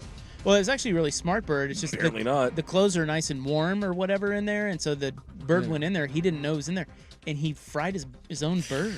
Boy, that's rough. It's totally rough. That's rough. And yet, why are we laughing? Well, it's kind of funny. Well, I'm not gonna lie. When I heard it, I at first laughed and then went, "Oh, that's awful, honey. How's he doing?" Okay. Not well. Not well. But anyway, it's traumatic. The typewriter store, I drive by it. It's on Barber. Yeah. Sometimes, and there's never anyone in there. And I remember John Kroger, the former Attorney General, who used to come on our show. He said the telltale sign that a place is running money through it, and it's not what it's supposed, is that no one's ever coming in and out of it. Yeah. I'm like, well, I've never seen anyone go in and out of that typewriter store. And I get typewriters are a thing, but so are exotic birds. Well, here's the thing. Next Monday when we're back, I need you to go into the typewriter store. I'll go into the bird hut. Dude, I ain't going in there. And we'll see what's up. I might get murdered. I don't know what's going on in there. What if the exotic bird store is a typewriter store? Yeah. And the typewriter store is an exotic bird store? Yeah, the typewriters, they're both doing black market underground sales of each other, what each other are advertising. And we just stumbled upon it. I'm sure if I walked into the bird hut, there's going to be a parrot or two. But what I want is, if I slipped $100 across the table, and I'd be like, so what else you got? What's in the back?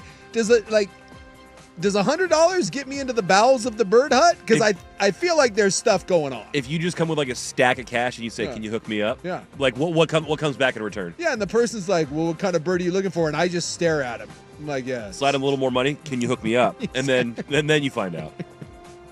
Vancouver Ford text on. I feel like Dee Reynolds is the president of the Bird Alliance, and that's the real reason she was in Oregon last weekend. Nailed it. It's a great text.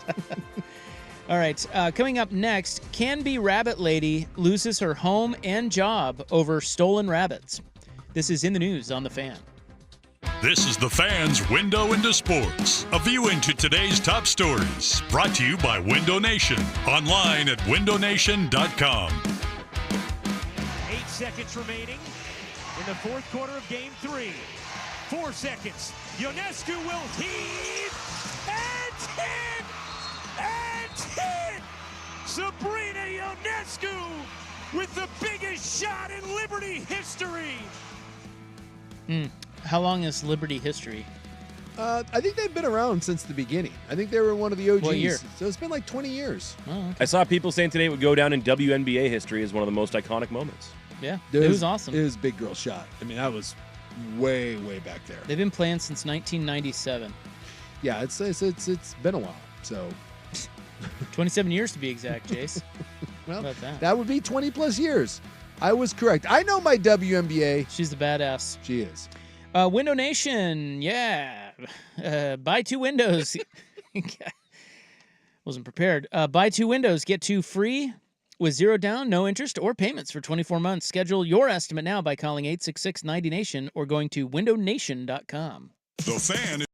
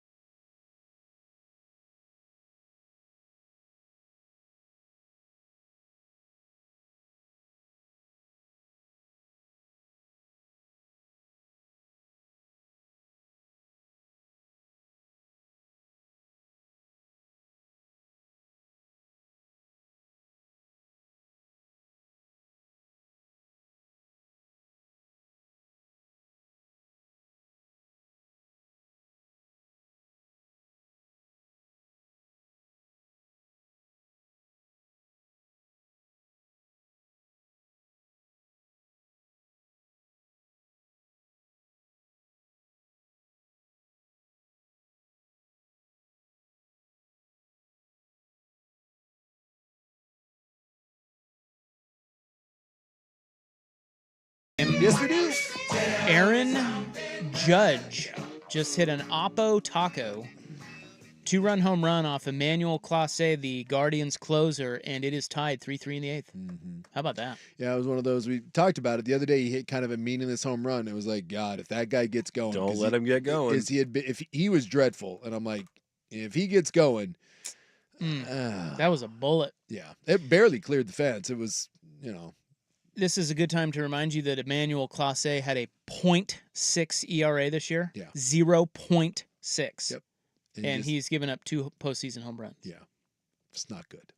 This is in the news, October 17, 2024. I've got Canby Rabbit Lady news. Oh. Down in Canby. There's rabbit ladies, huh? Yeah, well, she's got like 20 rabbits. Again, who buys rabbits? Like this woman. There are so many rabbits. I see. And if you just let them hang out with each other, won't they just make more rabbits? I'm not. She had them in separate cages. I'm not exaggerating when I tell you, on a day-to-day basis, when I walk my dog, I see 10 rabbits. They're everywhere. Who would pay for you? Just. Well, she likes pet rabbits. She has the rabbits. Are there wild rabbits and pet rabbits? Yeah, the wild ones will rip your face off. Is there a difference? It's like Monty Python. Is there a difference between a wild rabbit and a pet rabbit? Like they're just a rabbit. Yeah, there's not domesticated. One was born in the wild, the other was not. Yeah, maybe. but I don't think there's much different. Like they'll let you hold them. Yeah, if you go they're more up, skittish. But yeah, if I just lured a rabbit over with some treats and then picked it up and then eventually brought like. Pet rabbit. I got a pet rabbit. I think. I'm going to get in the pet rabbit trade. If there's money in it, because there are so many damn rabbits, it's ridiculous. Well, can I see your pet trading license? This woman's name is. Oh no! Oh boy! Oh, no! Got another one. Oh my God, Stanton! That guy sucks, Rob. He's terrible. He can't hit. You're not afraid of him, and all. I'm so glad that he's on their team every time he comes up. You know, the Royals actually might have been good. Yeah, they gave him a run, right? Well, that Royals-Yankee series was pretty close. Yeah. Yankees are dominating now. They're up 4-3. Stanton turning it on. Judge turning it on. Look at them dance around like those. Bunch of New York ninnies. Well, anyway, her name is Melissa Zielinski. Okay. And she had noticed, there's a lot of red flags here. Okay. So she lives in Canby. She's got like 20 rabbits, okay? Maybe even more. And she said over years of time, she has noticed rabbits missing from their cages. And she didn't know what to do. So, yeah, over years. What? Okay. So then she started noticing things had been kind of moved around in her backyard. By the way, her backyard looks exactly like you would think. Of course. Okay. There's a lot of stuff. Yeah. You're telling me that she has 20 random rabbits and it's a bit cluttered? Oh my gosh, you could have seen that. So she went to the police, but they said they needed more evidence. So she finally installs surveillance cameras. And it wasn't long after she installs surveillance cameras that all of a sudden a woman appears in the evening on the camera. I thought it was going to be Chupacabra. And turns out it's just a noisy a noisy neighbor bothering her. Well, she was creeping around the rabbit cages, shelters, sanctuary. I don't know. Yeah, trying to get past the locked gates. And then another night, she's seen bagging what appears to be rabbits into some sort of purse. She's getting the rabbits. Is she eating the pets? She might be eating the pets. Oh, yeah. It's possible. They're eating the pets. The, Fatal Attraction, right? She boils the rabbit. That's right. I mean, New York dining, fine dining, it's rabbits. So then the woman, the thief, did not bother to hide her face. And Zielinski says, "Oh my God, I know her." She recognized her. I'll be damned. She said she met her once, and the thief's name is Bridie Olinger. And she met her outside her own home where Olinger claimed to be picking blackberries. Zielinski even invited her to see the rabbits. Huh. And then... That's led to the rabbit thievery. Yeah. Yeah. So she invited her back. Hey, look at my rabbits. And then the lady was like, I like those rabbits. Those are going to be my rabbits. And she started stealing the rabbits. Yeah. But this took... this is months and years. That's so weird. All right. So now... That's the end of it? That's it. Did we know why she was stealing the rabbits? She just wanted the pet rabbits? Again, because rabbits are so hard to come by? I don't know, but they do have Olinger, and she has been charged. With she's not, like, in jail. Can you go to jail for stealing rabbits? I doubt it. Yeah, put him in jail! What if I stole a dog? If I showed up and stole your dog, what kind of trouble do I get in? You know? Yeah. I don't feel like we take animal crimes that seriously. They're eating the dogs. Again, I don't understand why you would steal someone's rabbits when... Again, rabbits seem like the easiest. If you had to say there was one animal that would be the easiest to get your hand on, wouldn't it be a rabbit? Yeah, it's weird. Yeah. At one point, the woman dropped her phone in the yard. So she's a terrible thief. Oh my gosh. But anyway, the end of the story is that Zielinski, the rabbit owner, she lost her job and her home due to all of this. She said her landlord was fed up with the constant thefts and police always being there. So she said she was more worried about the rabbits, so she didn't care about that. And so he kicked her out. And then she got fired because she didn't have the money. So Boy, so this lady's whole... How to poorly handle rabbit thievery. Yeah. 101. So she lost everything because... She should write a book. Of rabbits. Yeah. Oh, and if people are wondering, does she get the rabbits back? I don't know. Well, and if she does, where is she going to put them? She's homeless. Well, I'm sure she lives somewhere, but she doesn't live there anymore. Well, here's the thing, by the way. By the way, what rental property lets you have 20 rabbits? This is a house. It was just a house. Well, I know, but most of the time you rent houses, there's stipulations there. Yeah. 20 rabbits. I mean, I used to have a rental, and I would... With 20 rabbits? No, but I would... First of all, people are freaking weird. Oh, yeah. But if they came to me and said, hey, I want to get a rabbit, I'd be like, sure, no problem. Yeah. But then if I went over there and saw 20, I would be like that landlord. Be like, hey, what is going on? No, just get out of here. You have rabbits and the police are always over here. I don't know which I hate more. I just can't believe someone called the police on rabbits. Well, hope it was worth it. Well, they were her rabbits. They were stolen. Yeah. They're eating the pets. You certainly can't do that. It's just, I don't know, the whole thing, the whole story is... It's a strange story. How she handled that is so weird. Yeah. It sounds like she could have just gone out there and talked to the lady. Be like, hey, stop stealing my rabbits. You do it anymore, you're going to have problems. You want your phone back? Here, I'll give you your phone back if you stop stealing my rabbits. Or I'm going to call the cops. How much is your iPhone worth versus how much is a rabbit? Let's see how much a rabbit costs. I'll trade you your iPhone for my rabbits back. I'm going to see how much. Deal's done. Oh, my gosh. 50 cents? 20 bucks? Expect to pay $10 to $20 for a rabbit from a pet store.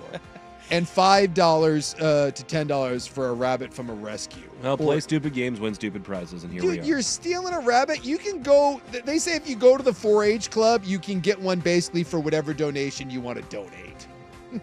Oh, for God's sakes! Well, really, hey, lady? You're stealing a rabbit? Well, the thief saved a couple $100 if you just say they're $10. They're $5. Well, if you say they're $10 a piece, $200. She doesn't have that kind of money. What is happening? I'd rather take it and get charged. You know she ain't going to jail, so... Dude, that's like stealing a hamster. For God's sakes. You can have the hamster. Exactly. Yeah, put him in jail! That's in the news. October 17, 2024. The Hot 5 at 5 is next on The Fan. Okay, Window Daddy here. You need good windows to look at your pet rabbits. Oh, I'm just wondering. Had that lady had better windows, maybe she would have had a clearer view of the rabbits. I think this whole thing could have been averted. I think that's right. Yeah. I think probably that's right. what led to this whole situation is poor windows. Yeah. And so she needs to go. The Canby rabbit lady, who doesn't even own the home, needs to tell the owner about the windows that she can't see the thievery of her rabbits. I like where we're going with this. So right now at Window Nation, when you buy 2 windows, you get 2 windows free. You pay nothing with no interest for 2 full years. This is a great time of year to get into the window game and test your windows out to see how they're doing. It's a great time to buy windows. One, you get half off, like I just mentioned. But also with the colder weather coming, it can save you a bunch of money on your energy bills. You want that house nice and tight. 96% of the windows installed by Window Nation require 0 follow-up service. They are a great company. If you need windows, doesn't matter how many you need, you're going to get every 2 you buy, you get 2 free. Get on their schedule with a free, no-obligation quote. You can do that one of 2 ways. Call them 866-90-NATION or log on to windownation.com. That's windownation.com. Message and data rates may apply. Breaking news. Contrary to popular belief, now is the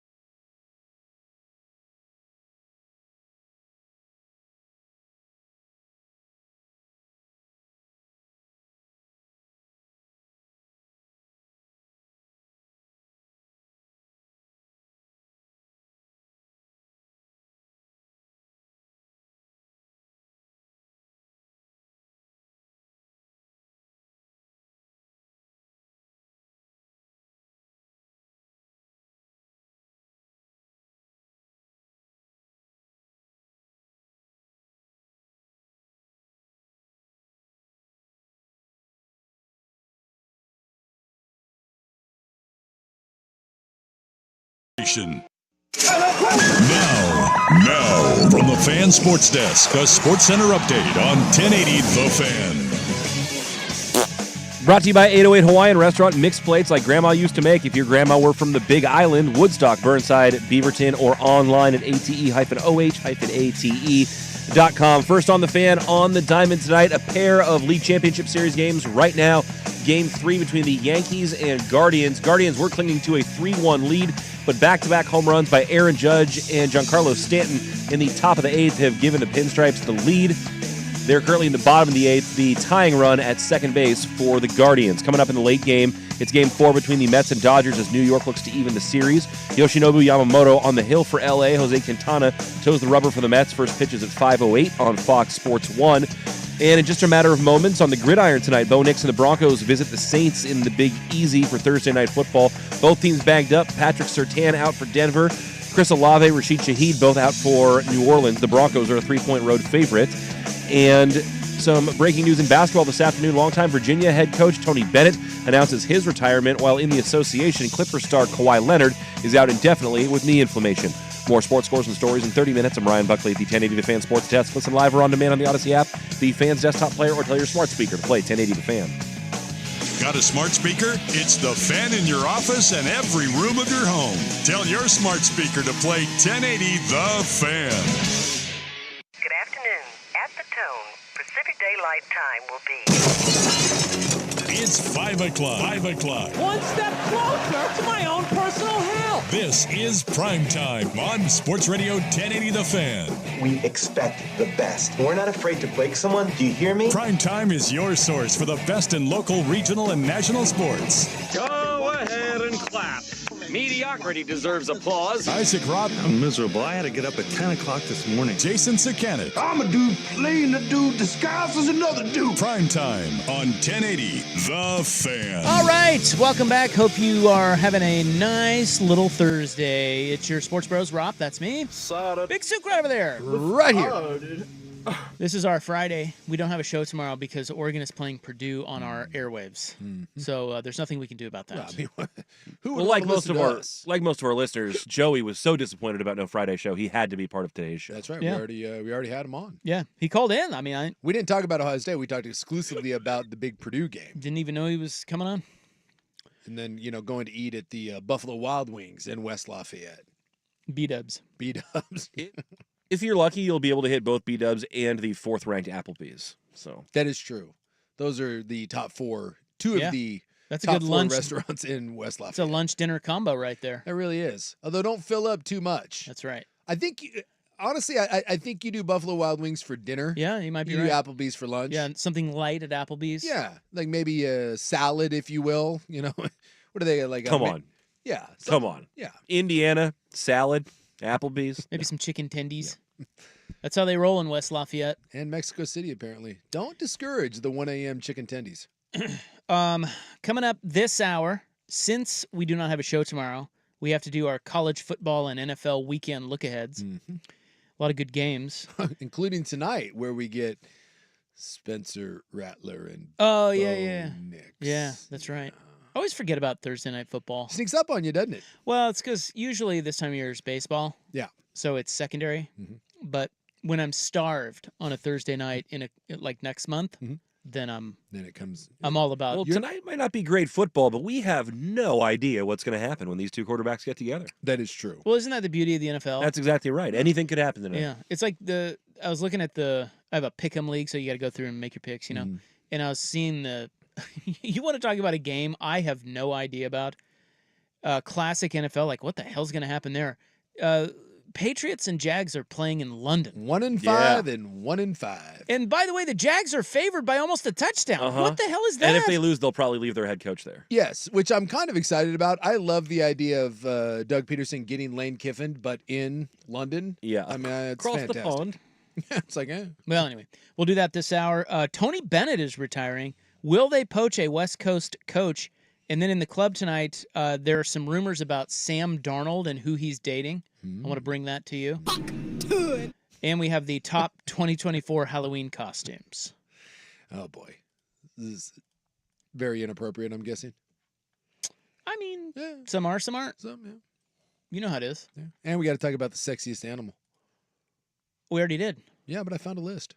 Oh, really? Oh. Who put together a list of sexiest animals? This one is from tigerdroppings.com.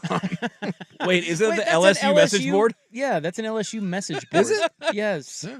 So now are they talking about actual exotic animals or are they talking about college This mascots? is the top. This gave us a list of the top sexiest animals apart from humans. Where Right. does the Oregon duck land on that? Yeah, I was going to say the duck. Well, not the Oregon duck, but the actual duck. That's a pretty sexy animal. A mallard? Yeah. Yeah. It's the a good looking mallard, animal. I think it's a good looking animal. Sexy? See, I think it could be handsome, but sexy. I sometimes think Well, what birds if of it's a prey female? can be dangerous sexy. Like you get like an eagle or a Yeah. falcon. You don't know what they're You capable know, I of. like a little weirdness. Yeah, you you know, do. like that one lady that was poisoning her husband. I could see that. Like, you could look like if you're in the animal world, you know that bald eagle is up to some weird stuff, and will Suk probably wants a hawk that'll poison the Mountain Dew. you know, a little something, something. Well, look, it's never stopped us before. So coming up in the club, the list of sexiest animals from tigerdroppings.com, the least credible website to put together a list of sexiest animals. Of anything, really. Well, we can go with the Independent. They have the world's sexiest animal revealed. You would be amazed. Okay. When you Google sexiest animal, the amount that this has been discussed A lot is of hot takes. it's kind of problematic. It's to be easy honest to with you. forget that the internet's a great place for people with so much time on their hands. That's so. right. And it's always great when the Cowboys lose. That's true. Now the Hot 5 at 5. Hot topics, hot opinions, Oh, golly, I'm hot today. and hot air. It's time for the Hot 5 at 5. What's hot? The Hot 5 at 5 on Primetime with Isaac and Sue. No, I mean it. That's very hot. The Hot 5 at 5 with Isaac and Sue. Brought to you on The Fan by Victorico's Mexican Food. Discover Victorico's new savory menu items. Order in-store, online, or get it delivered straight to your door at victoricos.com.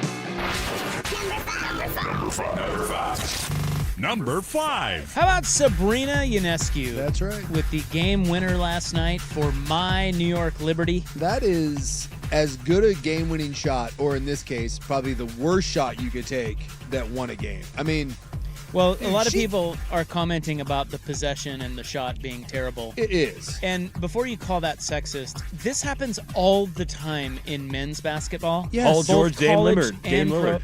That's right. Yeah. You dribble around forever and then chuck up a crappy shot, and then it goes in, and you're just the best thing ever.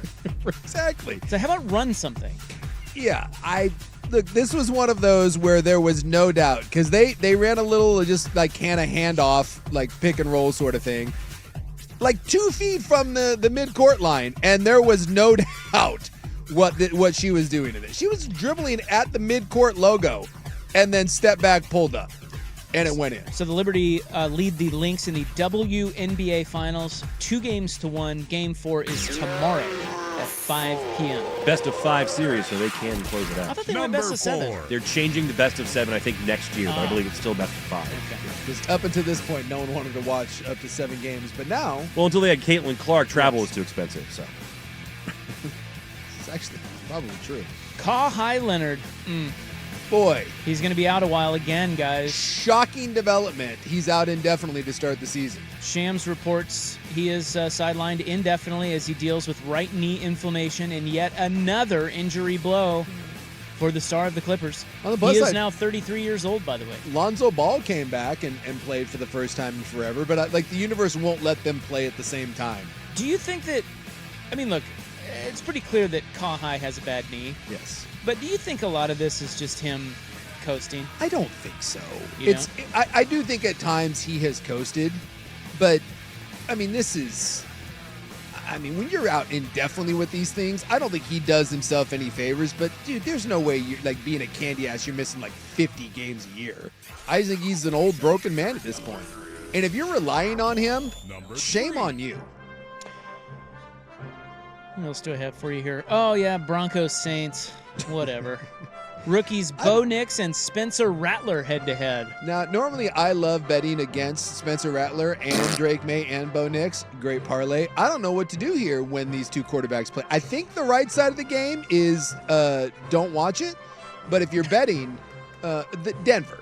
Look, there's only one side to bet, and that would be Denver. They're only favored by 2.5. Yeah. Dennis Allen sucks. And by the way, Sean Payton, Dennis Allen used to coach under Sean Payton. Yeah. Sean Payton going back to New Orleans, he wants this. They're coming off a loss. Dude, Saints have no offense. But None. Suk thinks Bo Nix might be bad, and he has to go into New Orleans, one of the hardest but- places to play in the NFL. I understand, New but Orleans is riddled with injuries, too. yeah, New Orleans and the Broncos have a good defense. Yeah. This is Great the right defense. side of this is Denver. And by the way, okay, I thought Did he strike out? he struck out. Dude, Luke Weaver is an assassin. The check swing looked like a bad call, but when they showed the side view, he went. Sometimes those check swings are tough to see unless you get the side. I was like, they called. Oh yeah, he went. Yeah, okay, so we're watching the ALCS. This is game 3 with the Yankees leading the Guardians 2-0. They're in Cleveland, and while Cleveland led much of the game, Emmanuel Clase, the closer of the Guardians, came in, gave up a 2-run shot to Aaron Judge that tied it 3-3. And then he gave up a solo shot to Giancarlo Stanton to give the Yankees a 4-3 lead. Now, Luke Weaver came in, the Yankees closer, with a couple on in the bottom of the 8th. Oh, just ridiculous. And he got out of it. By the way, Clase, that dude gave up 5 earned runs and allowed 2 home runs all season. All year. This postseason, he has given up 6 earned runs and allowed 3 home runs. I'm telling you right now. It's like Kershaw stuff. The weirdest thing, if you give me a closer that, like, you tell me he's like the most unhittable thing in the regular season, I just assume in the postseason that he's going to blow it. It feels like this happens all the time. Yeah, and then the Yankees, their closer sucks, Clay Holmes, so they demote him. And now all of a sudden he can't be stopped. And the new guy that they put in there, Luke Weaver, is like the best pitcher in baseball. He was a starter, and now he's just into this role. What the and you hell? can't hit him. Go Dodgers. I mean Mets. Yeah, thank but you. then Dodgers. Because the Dodgers are probably going to be. Really appreciate that. Number 1 today is that this was late breaking this afternoon that Virginia basketball coach Tony Bennett is retiring. Yeah, at 55. Yeah, effective immediately. 55 years old. Now, no one really knows why. I watched some of his press conference, and he I just... thought it was tomorrow. There we had one today. I'm assuming. I saw a report specifically since the announcement that it is not health related. He wants to remain in athletics. So is that an old clip that might have been old? I think they said that he's going to announce it tomorrow. Okay, because there was one that was like there was like a 3-4 minute clip that was going around, and he was having a press conference and he was talking about family and his legacy being secure. I assumed that was Friday at 11 a.m. Okay, he will announce, but he has spoken before about the retirement of Jay Wright and Roy Williams and some others in college basketball, and he basically, and we'll get more info on this tomorrow, although we won't be here for it. But he basically alluded to the fact that if you can't really win, you don't have everything at your disposal to win. Yeah. You have to make a choice. Yeah. And that was at the time, it was a pretty mundane statement. Yeah. But now that we know that he's stepping down, Yeah. it's like, okay, obviously something's gone on with his upper management there at Virginia, and he doesn't feel like he has everything he needs to win. Well, it's funny because the one that I saw today, boy, it sure sounded like a retirement press conference. But maybe that's from what you were talking about, because he was talking about the timing's just really weird. Because we're a month away from the season. If you've been mulling this over for a while and you were thinking it was time to pull the cord, the timing it stands to reason be a little different. Well, sometimes I mean, we've seen this before, that when you're getting ready to start a season and you're about to, to grind your face off, and as Rob said, maybe you don't feel like you have the tools and you know how this season's going to go, and the changing landscape I don't think is for everybody, right? And I do think you've seen some guys with some balance in their life, and that, at least in the clip I saw, he did talk about balance and family and Jesus and all that. And the Chris Peterson thing, I think maybe this new era of college sports isn't going to be for everybody. You've won a national title, 8 ACC titles, right?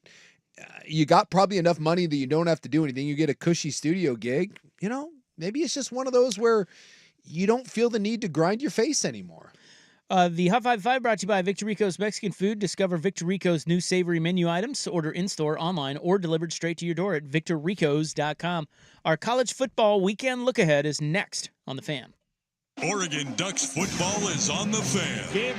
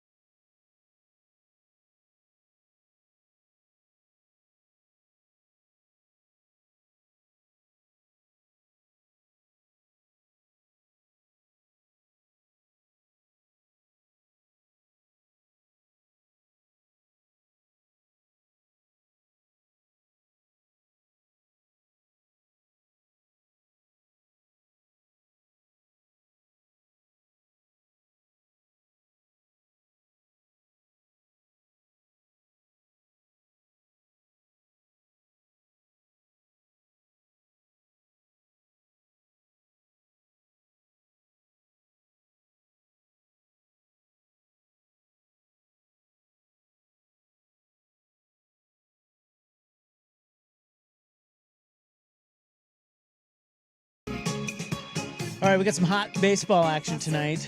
Shohei is homered again. Yeah, he led off the game with it. And then Viva Vientos. Yeah, Vientos hit another one. So it's 1-1 Dodgers and Mets. They're in the... Oh, it's still just the first. Bottom of one, yeah. Shohei led off the game, and then Vientos hit one. But he can't hit with guys on off base, right? It turns out that guy can hit no matter what. He's pretty good. So stop pitching to him. The Yankees are up 4-3 on the Guardians in the top of the ninth, and Jose Ramirez just committed an error at third base. They had a guy in a rundown, and he dropped the ball. No, Austin Wells is up, and then he's going to go fight a fire after this. Yeah, he does look like a firefighter, doesn't he? Yeah, tell me that guy doesn't double for the NY, or I guess FDNY. He just is the quintessential New York guy. Well, the Tigers had one of those last series.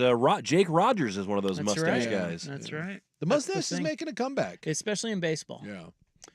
All right, let's look ahead to the weekend since we don't have a show tomorrow. We'll start with college football. Of course, tomorrow night, Oregon-Purdue will be here on the Fan. Kickoff at 5. That's the game everyone's just demanding to see. Well, it's one of those games where, Oregon should win by a lot. Yeah. They're favored by a lot. But as we mentioned with Joey earlier, it is the definition of a trap spot. Yeah, Purdue got a new quarterback. They made some changes. They scored 40 last week. They gave Illinois everything they could handle, and Illinois is a pretty good team. So maybe, It's unlikely, but if you're going to script a ridiculous upset, it would have all these elements. Yes. Night game, short rest, new quarterback that you don't have a lot of film on, you coming off a big win letdown spot. It has all that. No question. And then you're facing another ranked team next week. That's and you're doing your first real travel thing. Yeah. So. And then after that is Michigan. So it's the one game on the schedule that you're like, you could easily just take for granted. But as I said in our Joey interview, I just trust Dan Lanning and his staff. I think they'll be fine. I think they'll win up front on both sides of the ball. And it's kind of one of those get in, get out type of games. Yep, no one hurt. Just simple, run the ball, play good defense, get out of there. Now, the better game tomorrow is Oklahoma State, BYU. Yes! And that, I was just looking at the lines. Oh, pretty high there for your Cougs. Yeah, the Cougs are favored by 9. And Oklahoma State was supposed to be a top 25 team this year. Their offense has been an absolute mess. BYU is supposed to be very, very average, and, here they are. And look, it's not the most daunting schedule in the world, but they eked by 1 against SMU. They blew out Kansas State, and then they handled Baylor and Arizona. So, did you say this is Provo or Stillwater? Where's this game at? This is Provo. This is Provo, Utah, baby. And it's tough to win there. Yeah. Arizona just got bludgeoned there. Yeah. BYU's good, but they bludgeoned Kansas State there. I'll take Mike Gundy as an underdog of 10 points any day. Yeah. And this one, let me say this about BYU, because I've watched BYU play. It's a good team. It is. They are not a this isn't like a fluky, weird kind of schedule thing, but by no means. I think they're 13th in the country. They're not the 13th best team in the country. They're just not. But the Big 12 is so wide open this year. I mean, who is the best team in the Big 12? Iowa State, and I saw Iowa State play Iowa. I wasn't overly impressed. You know who I think it is, and it pains me to say this? I think it's Kansas State. Well, BYU took Kansas State behind the woodshed. Yeah, and I know. Bitch slapped him. So look, it's a long season. It doesn't just because they did that doesn't mean that Kansas State isn't the best team. Yeah. I think Kansas State, and I've watched a little bit of. I kind of like the Big 12. I think it's kind of a fun league to watch. I've watched some Kansas State. I've seen BYU a little bit.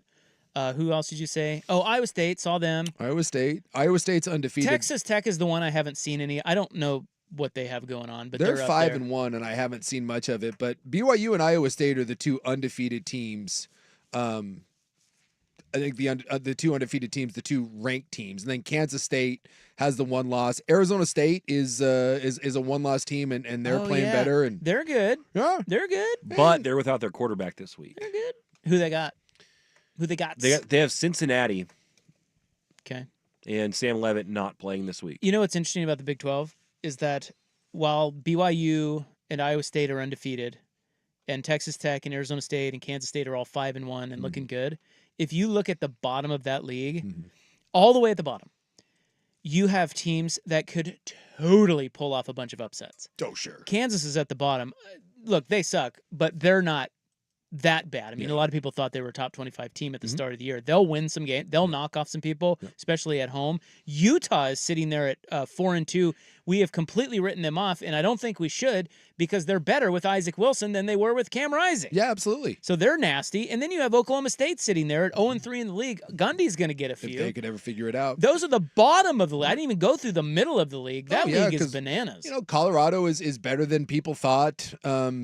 Yeah, I'm with you. That may be Arizona. That may be one of those weird conferences when it's all said and done. You got two teams playing in a conference title game for a shot at the college football playoff, and I don't know. I have honestly no idea at this point who would be there. I'm just kind of tickled that BYU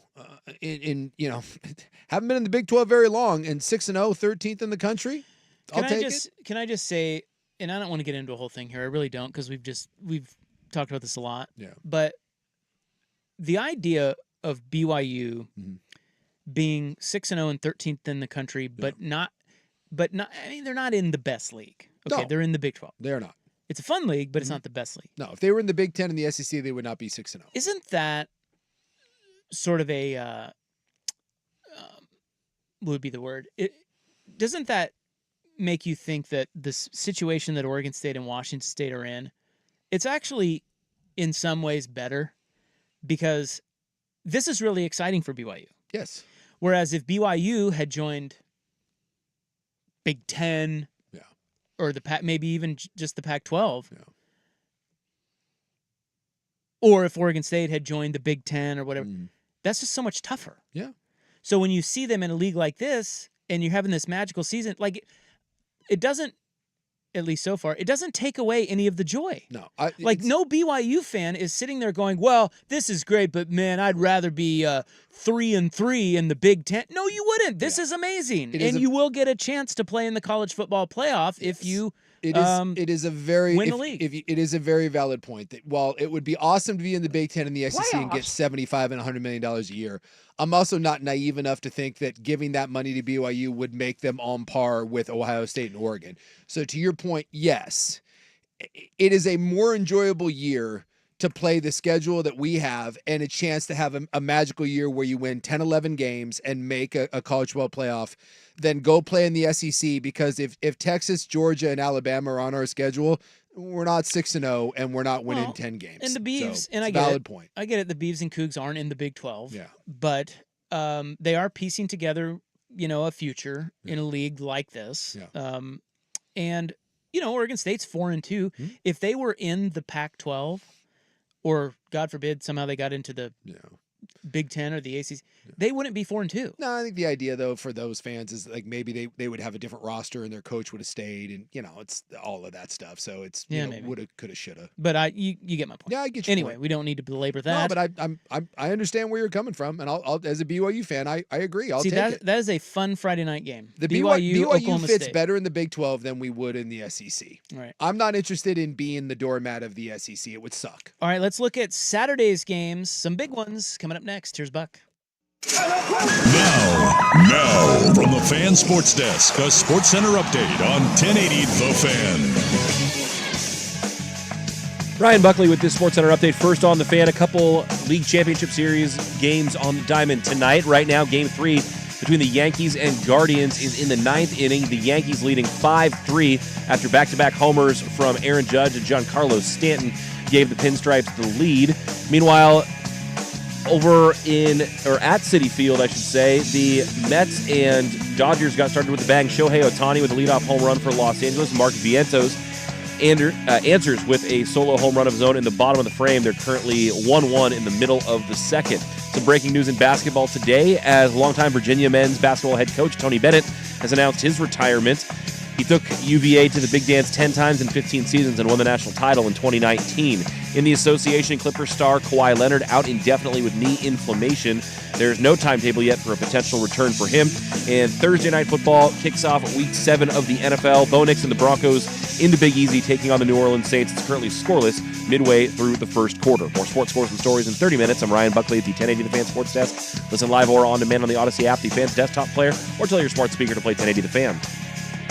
Got a smart speaker? It's The Fan in your office and every room of your home. Tell your smart speaker to play 1080 The Fan. It's time for Who's Leading the Charge? A look under the hood at the coaches, players, and teams getting it done. Brought to you by Battery Exchange. Here he comes. Judge, line drive, right field, hit well, and it is up and out! Judge has homered! The game is tied at 3! A home run to Kerry Carpenter. That ball's hit well, deep center field. Way back there, Giancarlo Stanton! A home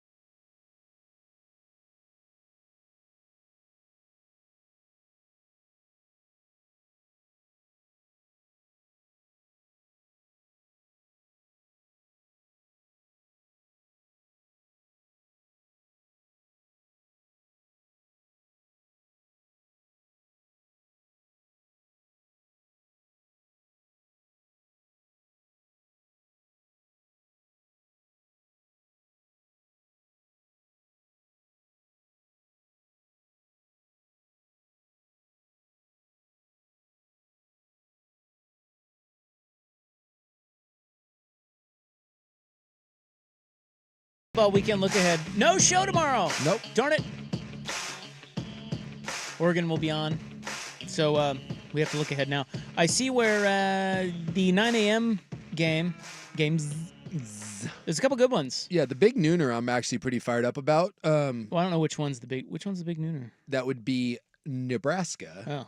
And believe it or not, who I've only gotten to see briefly this year, and I'm intrigued. I try to pay attention to what I think are interesting teams, and they just haven't really played a lot of interesting games. I watched a little bit of when they played UCLA, and I saw a little bit of what was the other one? I think Maryland. Well, are you going to tell people who you're talking about? Indiana. Sports is sports. Hell yeah. Talking about Indiana. My Hoosiers. Your Hoosiers, who, by the Google me, way, bitch. are lighting up the scoreboard. They're undefeated. They're 16th in the country. They're 6-0. Right now, they probably have the Big Ten Offensive Player of the Year in Rourke, their quarterback. But so far, they've played bupkis. I mean, not even a team that is worth even paying attention to. And these next couple games they've got, and by the way, I mean, their schedule is very, very favorable. But they get Nebraska, who Nebraska's pretty good. Nebraska's 5-1, and we kind of wrote them off after the Colorado game. But Nebraska is a solid team, and they got Nebraska, Washington, and then Michigan State, Michigan, Ohio State. So it does get a lot tougher for Indiana, and no one's taking them seriously at this point. But if they beat Nebraska, dude, I mean, it's, pay attention. Pay attention to Indiana. It's a weird year in college football, and dude, Indiana might just have something for some people. We've talked about your boy Signetti, the guy who just says, Google me, I win. Yeah. He has been a head coach since 2011, and I read today he's only ever lost one time coming off the bye since 2011. And they're all the James Madison kids. He brought them all there. And yeah, he was at a couple other places. He was at IUP and Elon before he was at James Madison. But yeah, everywhere he goes. I've kind of been waiting to kind of see people, everyone on the national, shows and podcasts keep talking about Indiana, and I just haven't had a reason to really sit down and watch, and I'm going to plant my ass, and I want to see them play Nebraska, and not that that's the world's biggest test, but if you handle your business against Nebraska, you will officially have my attention. The other one is that could be an upset. Number 6 Miami is on the road at 9 a.m. at Louisville. And that's Tyler Shuck. Yep. And they're 4-2. And people thought Louisville at the start of the year was going to be a big test for them. Louisville got nicked by Notre Dame by a touchdown, and then SMU. So, and we know Miami is living by the skin of their teeth. It either feels like it's going to all come crumbling down in a giant heap, or they're somehow the team of destiny, and they just get this every week. Well, look at like Oregon, right? Oregon, those first 2 weeks were beyond sketchy and could have lost both games, should have lost to Boise State. And now you look at Oregon and you put it all together, and that's all behind you. Clemson was another one. Beginning of the year, we wrote off Clemson. And be careful writing off teams early in the season, because right now Clemson and old Klubnik there look like a freight train from hell. I mean, they are bludgeoning everybody at this point. So, yeah, I'm interested in seeing what Miami has to bring to the table, and if Miami's going to keep doing this white knuckle act, or if they're going to get their ass together and start blowing teams out, because they're 6th in the country, and I'm telling you, they don't look like the 6th best team in the country. At 12:30, we've got a couple of good ones. One in the Big Ten. Michigan is visiting Illinois, and Illinois is, of course, Oregon's next opponent after the Purdue game. Yeah. And that'll be good. They're both ranked. Yeah, and Michigan benched their quarterback, and they got this Tuttle kid who is like a 7th-year guy, and they didn't close it out against Washington, but all of a sudden, he came in and was slinging the ball a little bit. And look, no one's going to confuse him for Will Rogers in that game, but he threw the ball. They actually had the ability to throw the ball. And if Michigan can actually get some semblance of a pass game going, because that's one that Oregon has to go on the road later in the year. That's probably their biggest test. And so keep an eye on Michigan if they can develop some sort of passing game. And this one's juicy in the SEC. Alabama, Tennessee. Yes. In Knoxville. Yep. Alabama 7, Tennessee 11. This is big because both teams are 5-1. Another loss, and you're in. Yeah, it's dicey dangerous territory. in order to get into the playoffs. Yep. If you are a SEC or a Big Ten team, 2 losses doesn't eliminate you, but it needs help. Like if you're a 1-loss team in the Big Ten or the SEC, you're in. 2 losses, it really comes down to now you're going to have to. You're rooting for other people. And by the way, whoever loses this game, there's no guarantee that the rest of the schedule you go undefeated. And I think both Alabama and Tennessee to start the year did not think they would be in this place, because it's one thing to be 5-1 if you're Bama and Tennessee, but the way it went down, because you sure as hell didn't plan on losing to Vandy, and I'm pretty sure that Tennessee did not see their offense putting up 14 points against Arkansas. Okay, so this is a scenario that was brought up, and I think it might have been Bartu or somebody brought this up in the preseason, now that we moved to a 12-team tournament. Mm-hmm. And, okay, so the loser of this game, Alabama, Tennessee, let's say they run the table. Yeah. Okay, so they have 2 losses, but like you said, they don't get the help they need, and they do not go to the SEC title game.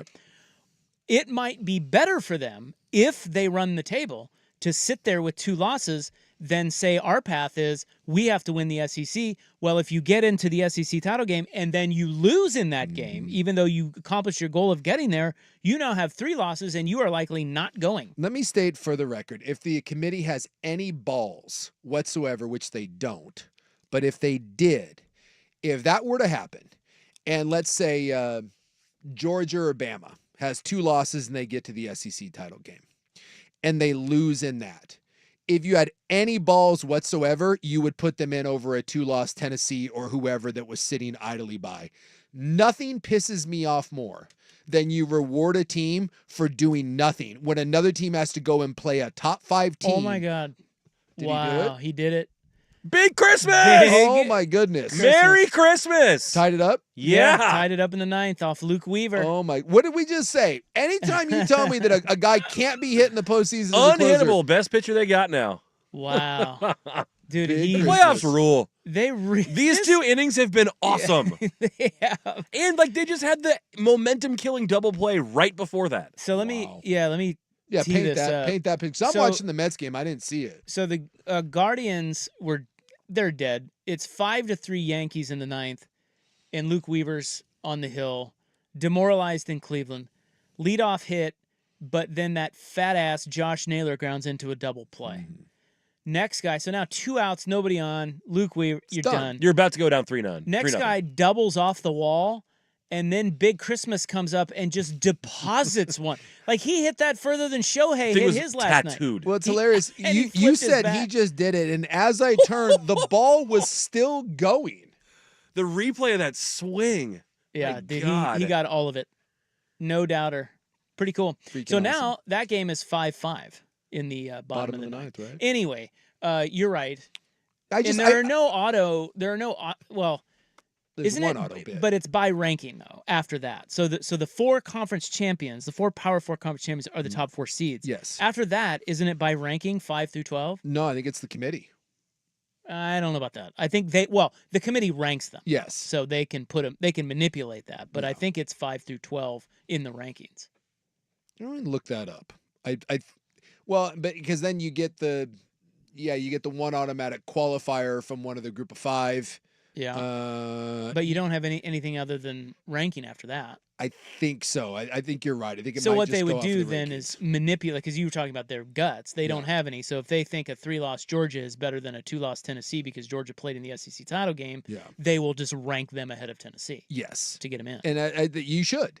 You should not get rewarded for not making a title game, sitting by on your hands while another team has to go play and then gets punished for losing a close game to an elite team. It's just crappy. The other game you need to know about is also in the SEC. It is the biggest game of the week, and it's a doozy. And you're right, by the way, real quick.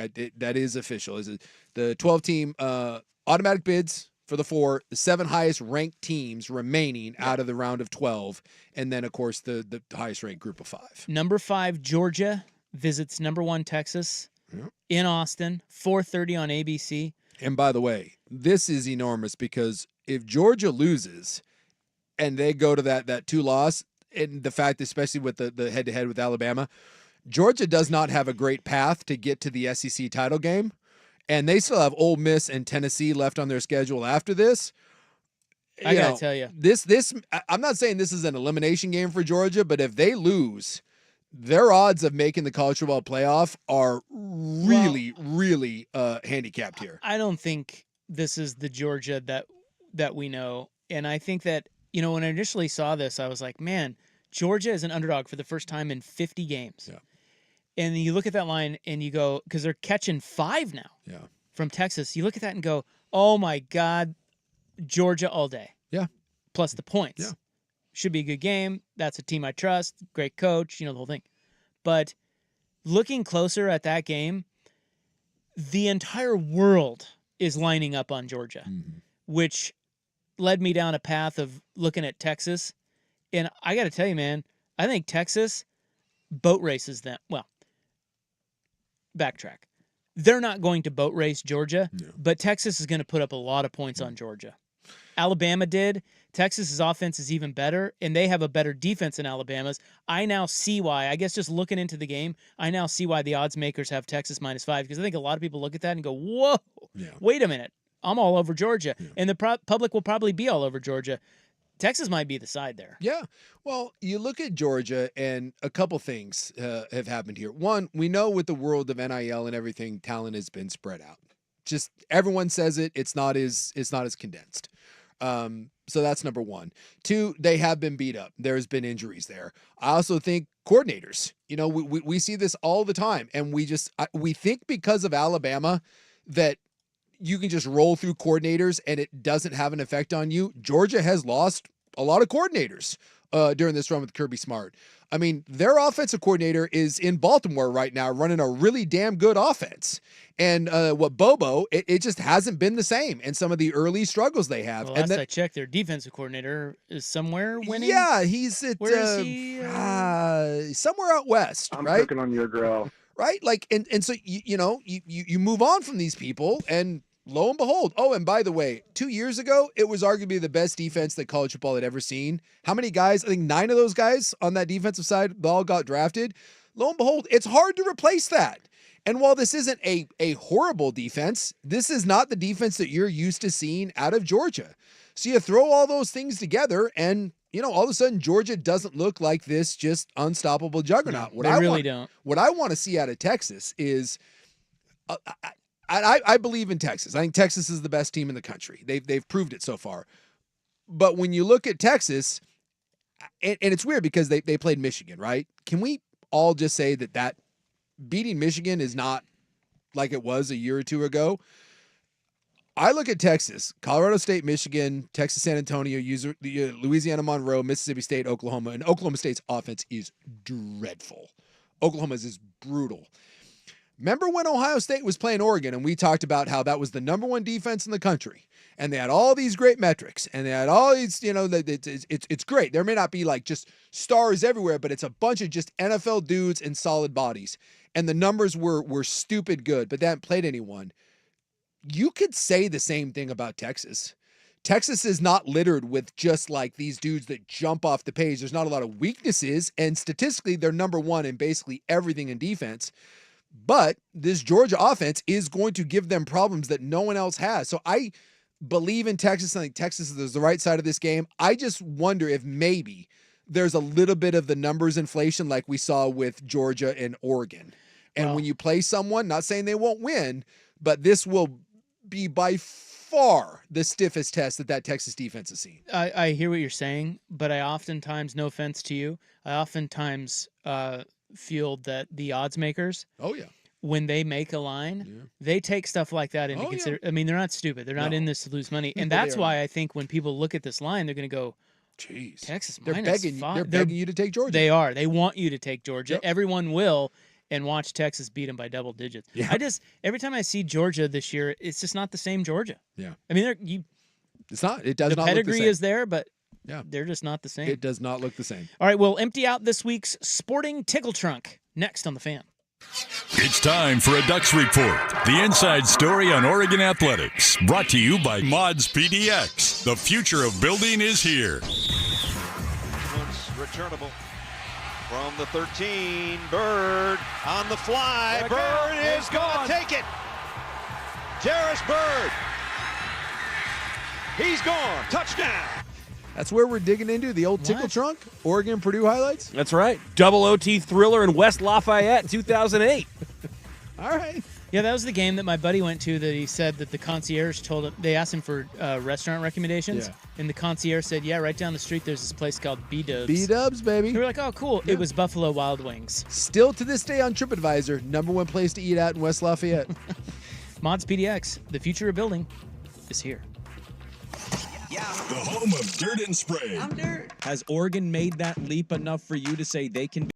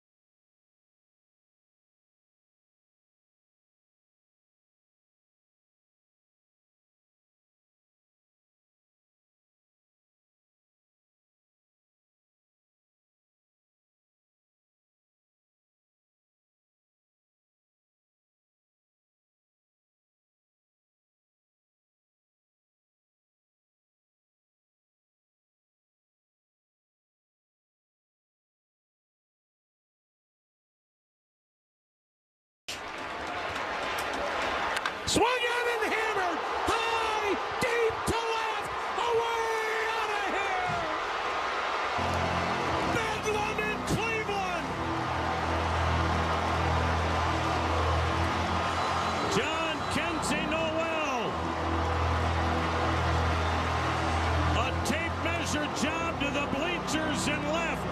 We are tied at 5. Ooh, I like that. Love it. I love the Bedlam in Cleveland line, Yeah. and then tied at 5. That guy's great. By the way, do you think the NIL thing, Tony Bennett, he's 55 years old. Yeah. He steps down at Virginia. I wonder because if we think of Virginia in football, we go, oh, dude, they're not going to keep up with, the SEC teams or whatever.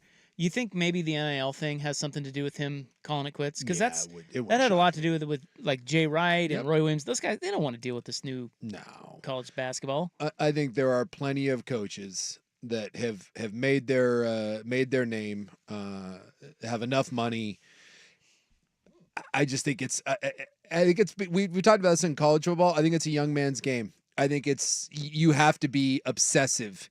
You have to be the Dan Lannings. You have to be one of those with the Indiana coach. What is it? What's the Scignetti?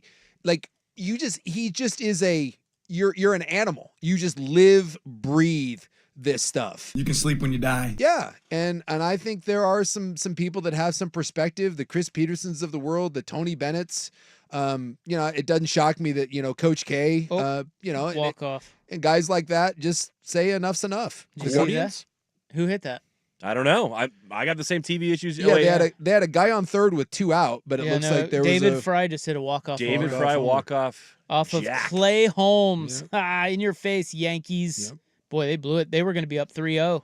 Yep. They were cruising. What a game. We got a series. That was a game. I would have loved to have seen it. I mean, really just the 8th inning on is all you needed, but that was awesome. Dude. Trying to see if I can find this on Twitter. Do you think Virginia will try to get a West Coast guy? Like, do you think Altman or I don't know. Like the question because when Bennett took that job, we all went, "Excuse me, Virginia," and Bennett said, "Hey, I can win here," and he did. He won a national title there. But is Virginia a great job? I think it is. Is it? Okay. I mean, he won a title there. Better Altman wouldn't leave Oregon for Virginia. You wouldn't think. No, probably not. Altman to me seems like one of those guys. I wonder when he's going to be tired of the way this game is being played. Not like he's a great coach, and he even said going into this year he's had to kind of adjust how he does things, and it's a different time. But he seems like one of those guys from the Jay Wright era, for sure. Older dudes who's like, this is just not what I first signed up for. Yeah, you could see him hanging it up too. Yeah. You're right. Yeah. Trying to think of other West Coast guys like Mark Few wouldn't go there. No, God, no. I mean, they're in the Pac. They're in the Pac-12 now. They're in the Pac-12. Although somehow Few seems like he would fit in Charlottesville. I don't know what that. I mean, yeah. I don't know. Obviously, small little private institution. Obviously, they have a good pitch. They were able to get Tony Bennett. Yeah. Still trying to find the damn home run. I'm telling you, it happened. I want to see it. David Fry. Clay Holmes was in there. It bothers me that we are in a top 25 studio doing a sports radio show, and I can't see the damn home run. And we're in like a top 5 sports window of the year right now with like playoffs and a whole bunch of other stuff going on. And meanwhile, of course it shuts down Comcast. now. Did you just call this a top 25 studio? Like in what? Well, market. We're the market. We're not in Asheville, North Carolina. He's got 24 other studios that he really likes, and this is somewhere in that mix. Yeah, it's like what? We're the Illinois right now of sports radio studios. I mean, God, I just want to see the walk off. All right. Club Tenny. Oh, here I found it. Halloween costumes and sexiest animals. Next on the Fan. Isaac Ropp, if soggy fall and winter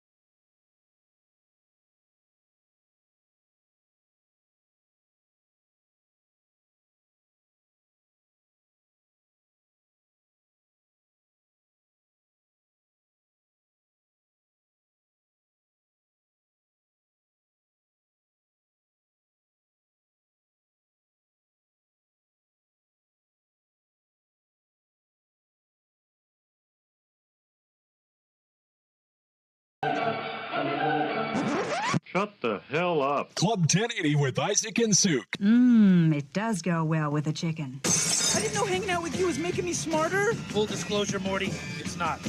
Temporary superintelligence is just a side effect of the mega seeds dissolving in your rectal cavity. Oh, man. Yeah, and once those seeds wear off, you're gonna lose most of your motor skills, and you're also gonna lose a significant amount of brain functionality for 72 hours, Morty. Starting right about now. Club 1080 with Isaac and Souk is brought to you by Pub Beer, the official beer of cheap fun.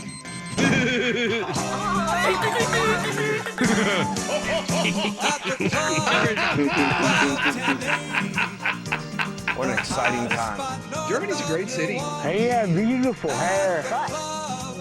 I'm gay. My son is an idiot. You better believe I clicked on the ad, and it is yarmakula.com. That's how you spell yarmulke. Mac and cheese.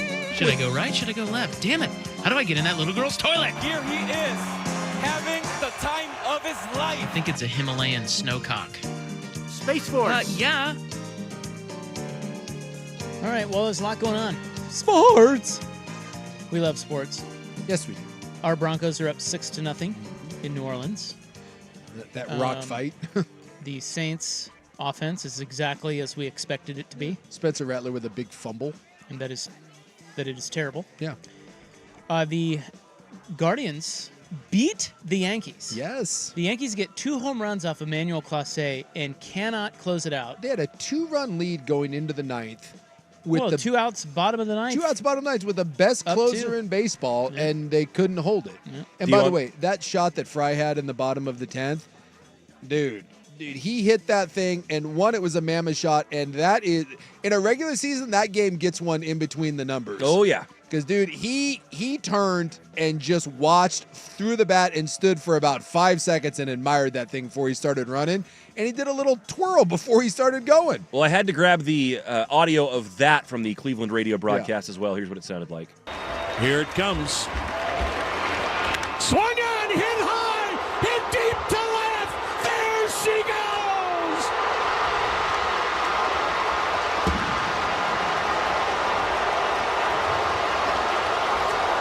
How about that? A walk-off, 2-run home run to the bleachers and left by David Fry. And the magical 2024 season is not done by any means. It's just awesome. Great call. Baseball on the radio is so special. Yeah. It gives me goosebumps. Yeah. Well, moments like that. There's more, I don't know, there's more room to breathe for announcers. Just the nature of it. There is no other sport where I almost don't want to see it. I just want to hear it. Yeah. That's Well, it's just remarkable. And there's some nostalgia too there with baseball on the radio. The crack of the bat, the crowd, it just works. The announcers. I've got shake voice. I'm so excited. Yeah. And I don't even care about the Guardians. No, nor do I. But we do care about rooting against the Yankees, which helps. Like if that would have been cool, but if that had been against I don't know, the Tigers, it's not right. It's not as great. You're right. Especially because Judge and Stanton did their thing. Judge and Stanton, then you got Weaver, and it feels inevitable. And boy, I know that the Yankees are probably still going to win this series. They just have been the better team. But 2-1 is a hell of a lot different than 3-0. Dodgers are up 3-1 in the third. Okay, so I know better. Well, I don't know better. Well, I do know better. You do, but don't. I usually ignore that. You do. But this time I'm going to... Yeah, well, no, I don't know. I do know that. I'm going to break because I know better than to start this before. Look at you. We're just going to get on time. Look at you, Isaac Everett Roth, Thank not you. starting a new topic at 6:13. Look at you. Thank you so much. By the way, if football is football, is baseball baseball? Did we just do baseball? Baseball is baseball. Yeah. I think we got and forget to it. I'm going to start this topic. No, I'm just kidding. I think we got to do baseball. No, it's who Sam Darnold is dating. Oh. Or maybe dating. Is this real? I don't know. Because I think I heard this. That's never stopped us before. Now let's wildly speculate. That'll be next. And then we'll get into hot Halloween costume talk, and we have the list of the sexiest animals. That's right. Put together by some college football message board. Get all hot and bothered. Oh, I've done my research. There's a lot of places that it bothers me. There's that many people on the internet debating which animal you want to get down with. Avatar. I don't know about. I mean, look, there's a get reason. down. There's a reason Avatar made $1 billion. There were a lot of horny nerds that liked what those blue cat things had going on. Bestiality is more of a thing than I apparently knew. Well, the problem is that I just Googled sexiest animal, and I figured there'd be some sort of list. There's people that are putting a lot of thought into this, and it's mildly uncomfortable. So just be prepared when you Google sexiest animal. All right, the club continues next on The Fan. Concrete jungle, wet dream tomato. Seahawks football is on the Fan.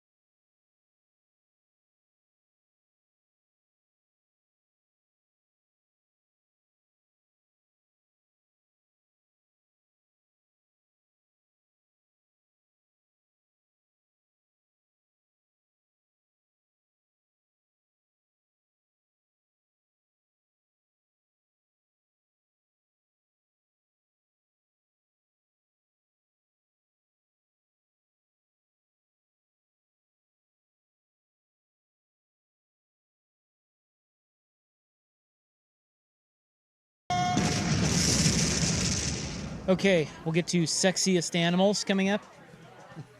Because bestiality apparently is a big thing now. Yeah, people are weird. If the internet has proven anything, it's just people are terrible. And it used to be that like when you were strange, you just had to keep it to yourself in your weird little world in your basement. Now you just there's a comedian with a bit about this now that basically if you're I think it's maybe Sebastian Maniscalco, if you're like a middle-aged dude who liked to dress up in baby clothes in the 80s, you just did that in your room and you never let anyone find out about it. Now there's a whole community for you, and like there's you go out and there's a convention for men who like to dress up in baby clothes, et cetera, et cetera. It's true. By the way, that guy's great. We saw him in Vegas. He's really funny. He was really funny. Yeah. And then we saw him the next day at the pool, and he wasn't so funny. Is he yelling at people? Nah, he just a little standoffish. Yeah. He didn't want to be bothered. He was pooling it. I don't blame him. Does anyone really want to be bothered at a pool? He's really funny though. Does anyone want to be bothered? Well, Ron Sloy was holding court at the same pool. Yeah. 1 year I was there. So Ron does want to be bothered. Well, that's Ron loves it. There's a difference between a celebrity and then like someone that wants to be a celebrity. That guy's the man. Those are two totally different things. Well, anyway, Sam Darnold reportedly dating Hawk Tua girl. I saw that. It was like, that can't be a thing. Well, she has come out and said that it is not. The only reason that was a thing on internet is because he liked a tweet that was promoting her interview on some stupid podcast. Okay. That's the only reason. Spit on that Oh, that would be Talk Tua. Well, no, she went on somebody else's podcast. I keep waiting for her to just kind of fade away. And much like the Cash Me Outside girl, I don't think it's happening. I think she might be here to stay. And I've tried to listen to one of her episodes of Talk Tua. That's the worst thing. Like, I'm shocked. I guess I shouldn't, because like the Will Ortners of the world love her. But she objectively... Wait, Will Ortner loves her? Yeah, he well, loves her. Why? The Will Ortners of the world love the viral sensation. Yes. I don't know that he's listening to her podcast. That I don't know. Yeah, he said that he's like in love with her. I listened to her on Bill Maher's podcast, and then when I found out, I think it was Buck told me that's like, I think she has like a top 3 podcast now in the United States. I had a buddy ask about this the other day. It looks like she's down around 13 or 14 now. Cooled off a little bit. Of all podcasts in the world, Talk Tua. Well, she's trying. Isn't that trying. Isn't that amazing though? That No. really that you're not at It's all just the world. You're not at all surprised. No, God, no. That Talk Tua. No, unfortunately, I'm not. This stuff does not surprise me. What'll be surprising is if it has staying power. Like real staying power. Yeah, exactly. And I get that this isn't for me. Like this, obviously, I am not. The 46-year-old white guy is not her target audience. Spit on that thing. But because I listen to a lot of podcasts when I walk my dog, or I listen to the fan, and I tuned into who's the little. She used to be like the dance JoJo something or other. Oh, she had JoJo Siwa on her podcast. Yes, on her podcast. Who used Siwa? Yeah, JoJo. She's like Siwa. a pop star, I think. She used to be like she was on one of those dance like kid shows. Now she's trying to be like an edgy, she's trying to be like the new Miley Cyrus. I literally made it through about 8 minutes, and I was like, I am going to drill a hole in my head. It might have, and she has no. Like, there's no format to it. Like, wait a minute. Siwa was on Hawk Tua's? She was on Talk Tua. She was on the Talk Tua. Gotcha. Good for the Talk Tua brand. JoJo Siwa has 11 million Instagram followers. Yeah, that the Talk Tua gal, the Haley Welch, like it was almost like someone just sat her down and put a microphone in front of her and was like, you should do this.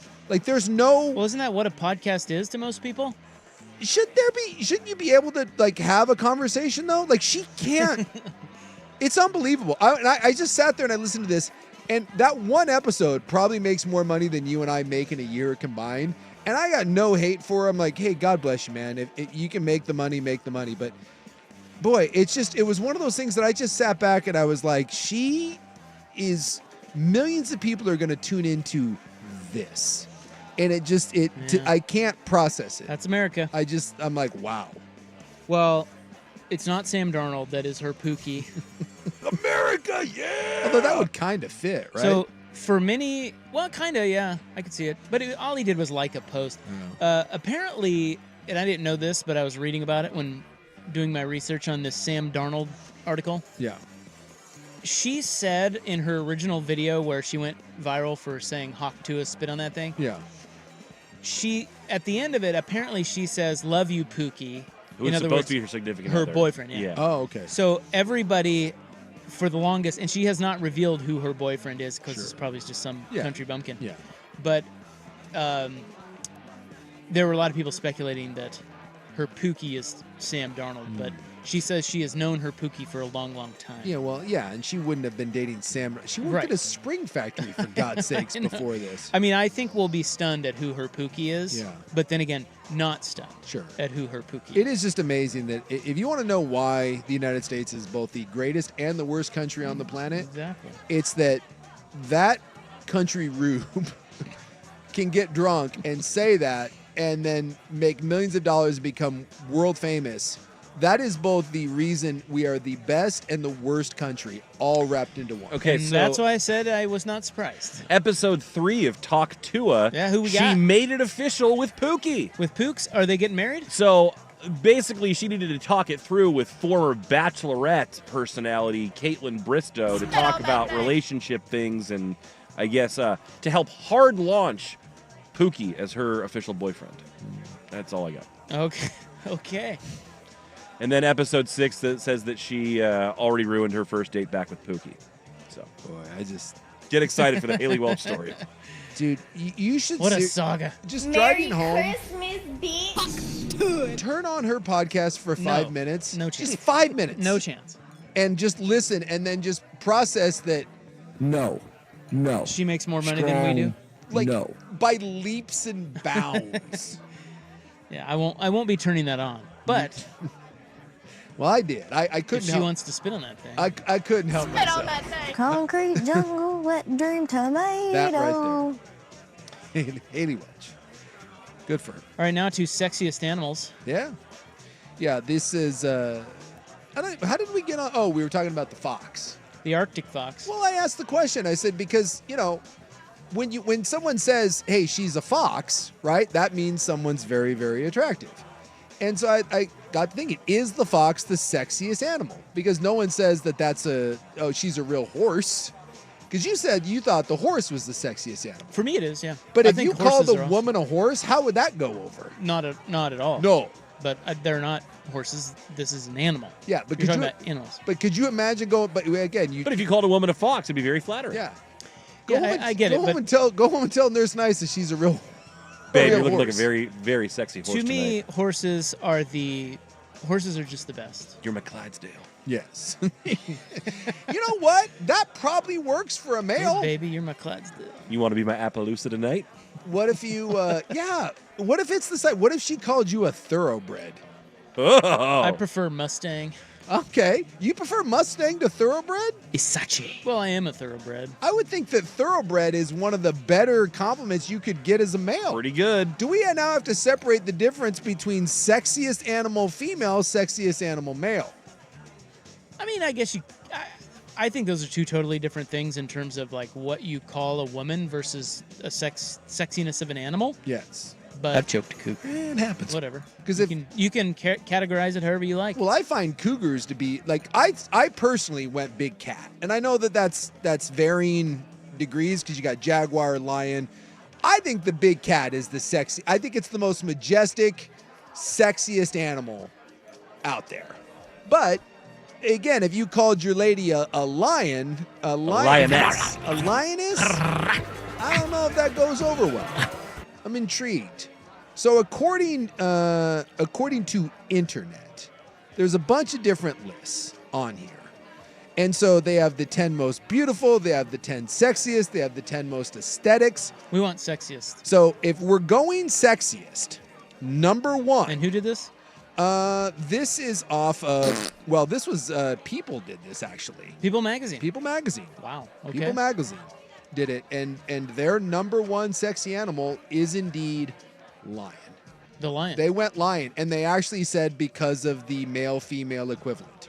because you have the lioness and the lion, both sexy in their own right. The male very majestic, whereas the female lion doesn't have the mane, but is still very feminine but strong. And it was the ultimate female empowerment. They went lion, number one animal, as the sexiest. All right, what else? They have peacock as number 2, which kind of makes sense. I mean, that's kind of one of those... Peacock seems like the well-dressed, accessorized animal. I don't know that sexy as much as looks expensive. Expensive taste. Right. Like the flamboyantly gay animal. That too, potentially. Yeah. I'm gay. Well, peacocks are stunning. Yeah, I don't see it as sexy, but okay. I mean, again, it's all in the eye of the beholder. It's like they're eye-catching, but maybe not sexy. Yes. So that was their number 2. Number 3, again, we're sticking in the big cat world, but they went with the jaguar, which is my number 1. That's a pretty sexy animal. So the fact that that's sexier than a lion. I think so too. I think they went with the lion again because of the duality thing. You got the male and the female, whereas with like the jaguar or most animals, like it's the... Yeah, well, People magazine, they don't have courage. I don't like this list, but okay, keep going. And I thought this one was interesting, number 4, and you would completely disagree with this, but I can see where some people are going with this, the python. What? Yeah. No. Why is the python sexy? Because it's the... Get out of here. People magazine is... They're saying it's the way it moves. Not that it was ever alive. They were very much alive before. the way it moves, and they brought up the like the Jungle Book, the female snake in the Jungle Book. Yeah. That the slither of the snake in the tongue. Nope. That is it's an embodiment of female sexuality. I see where they're going with it, but nope. Stupid. You can't see that one. The YouTube chat says the peacock is just a loud old lady that drank too much wine. Yeah, totally. With a big sweater. And then rounding out their top 5, and again, this goes along their lines of the male, female is the deer. Oh, that's good. Yes. A deer. Yeah, you get a big, majestic buck. Yeah. And you get the beautiful... Let's be honest, bucks are sexy. Yes, bucks are sexy. Yeah. That is their top 5. I'm okay with the deer, but that's a bad top 5. What's your top 5? Well... We've already named the horse. The horse. We talked about the duck, the mallard. The mallard. It's very sexy. By the way, and their also ran list on here because they put together they're also receiving votes. The Mandarin duck does make the list of also ran. Okay. Well, hummingbirds made it. Giraffes, zebras. No. Zebras are maybe zebras. They're sexy. They're like an exotic horse. And they went with polar bear as also receiving votes. Not sexy. I don't know. I guess you got to define sexy. That's what we're doing. I think that puma or big cat, like you're saying, I think that's in my top 5. Yeah. So what do I have? 2 more sexy animals. See, one of mine would be the wolf. I find the wolf to be very sexy. You want to do a wolf, huh? Male, female, again, the wolf, there's something just when you see a wolf out and you see the nature, it's the same thing with the jaguar. And they're big. Yeah, there's just something, I don't know, maybe because you don't see them, they're very reclusive, but I don't know. I think a wolf is better. If you ask me which is sexier, lion or wolf, I'll take wolf over lion, and certainly over python, although I get the snake more than you. The way the snake moves and the slither of it, that's... I get where they're coming from, but I don't see it. Well, that's because we all hate snakes. But if you didn't have a fear of a snake, I get the snake. Yeah, I mean, maybe it's like looking at the streetwalker who you know could give you something that you don't want. There's a reason why a lot of hot, tatted up strippers have snakes. The snake tattoo on the lady kind of works. Don't get me wrong, I like the tatted up whore too. And the tatted up whore does indeed usually have a snake tattoo. That goes without saying. By the way, did you know that bestiality... Are you now Googling Well, somebody texted in and said there are some states that still don't have laws against bestiality. And so I had to look that up, and that is true. Oh, my God. Did you know that? No, I assumed that was all. So if you just want to get busy with your pets in certain states, it's totally cool?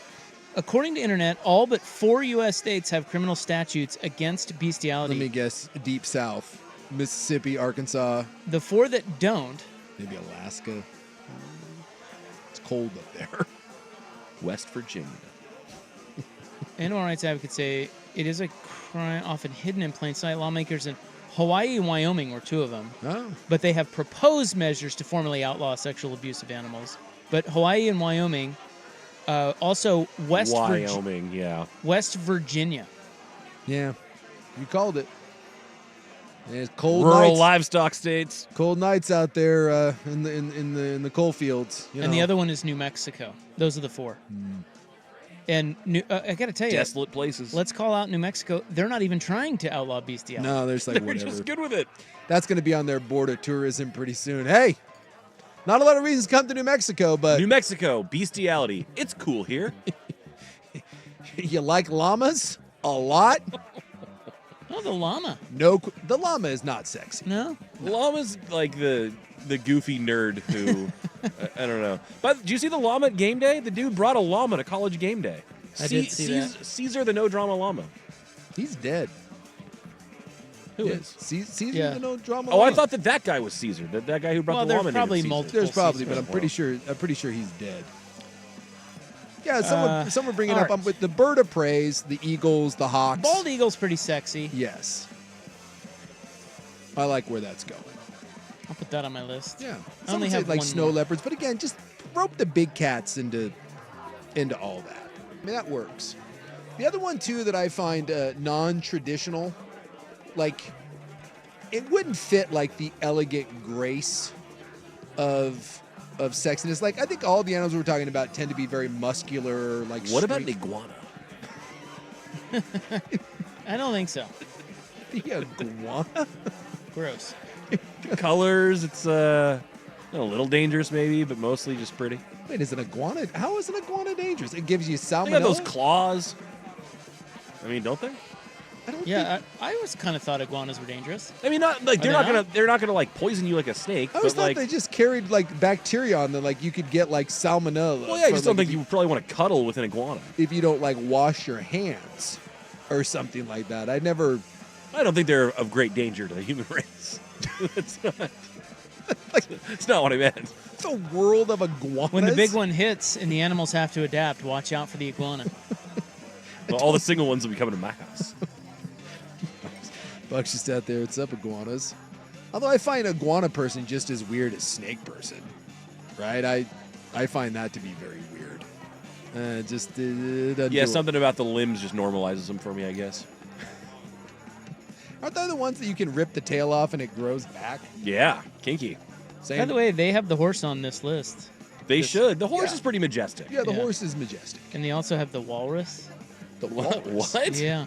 Somebody put the walrus on there. There's your power lifter. All right, coming up next, top Halloween costumes 2024. Here's Buck. Now, from the Fan Sports Desk, a Sports Center update on 1080 The Fan. Ryan Buckley with this Sports Center update. First on the Fan, Week 7 of the NFL kicking off in the Big Easy. They're just past the 2-minute warning, and the Broncos have a 13-0 lead over the New Orleans Saints. Bo Nix doing it with his legs. He's got 6 carries for 36 yards. The lone touchdown of the game by Javonte Williams of the Broncos. And as we speak, the Saints just knocking through a field goal to make it 13-3 before the half. Meanwhile, in baseball, a thriller in Cleveland tonight as the Guardians avoid a 3-0 deficit. They come back from a 2-run hole in the 9th inning. 2-run homer from John Kenzie Noel to tie it, followed by another 2-run home run from David Fry to win it in the bottom of the 10th. That series now 2-1 in favor of the Yanks. And right now at Citi Field, the Mets trying to even their series with the Dodgers. They're trailing 2-1. But in tonight's Game 4, the Dodgers have the upper hand 5-2. They're in the top of the 4th inning. More sports scores and stories in 30 minutes. I'm Ryan Buckley, the 1080 The Fan Sports Desk. Listen live or on demand on the Odyssey app, the Fan's desktop player, or tell your smart speaker to play 1080 The Fan. Live, local, and free. No subscription required. Portland's sports leader is 1080 The Fan. It's never too early to start planning your holiday gatherings. Whether a work or family function, call and secure your table now at Laurelhurst Market Steakhouse and Butcher Shop. They'll create special menus just for your crew. Laurelhurst Market, more than just your friendly neighborhood steakhouse. Hey, it's Suk for A&E Plumbing, Heating, and Air. Before getting a new train system installed, I was guilty of getting one quick fix after another. Then I found a team that educated me on how to keep my house comfortable, and they showed me the difference between a cheap stopgap and an affordable long-term solution. So don't get caught in the cycle of spending as little as possible again and again and again. Solve your HVAC issues for the long haul. Call A&E Plumbing, Heating, and Air or visit aeheatingandcooling.com, your local independent train dealer. It's hard to stop a train. CCB number 203005. Portland Perks. Head to Portland Perks for an amazing deal at Wildlife Safari. Admission for two for just $28.75. Wildlife Safari is just south of Roseburg and a fun adventure for the whole family. Limited quantity available only at portlandperks.com. Message and data rates may apply. Breaking news. Contrary to popular belief, now is the perfect time to break into real estate. Educated investors everywhere are buying tax lien properties, something big banks have been doing for years. Now, people in your area can take advantage of this open secret. Tax Lien Wealth Builders is coming to Portland next week for a live event where you learn how you can make real money buying and selling government-backed investment properties for 50 to 70% below market value. Learn how to buy and sell property and navigate the market like a pro at our 2-hour Tax Lien Wealth Builders live event right here in Portland next week. Tax Lien Wealth Builders gives you the tools you need to invest confidently. Get a free wealth building kit when you register and attend a 2-hour Tax Lien Wealth Builders live event right here in Portland. Text SELL to 52346. Hurry. With high demand, seats will fill up. Text SELL to 52346. Get a free wealth building kit now. Text SELL to 52346. Ahoy there, it's Suk. And let me ask you something. If you're losing your hair, you want and need a simple solution that works.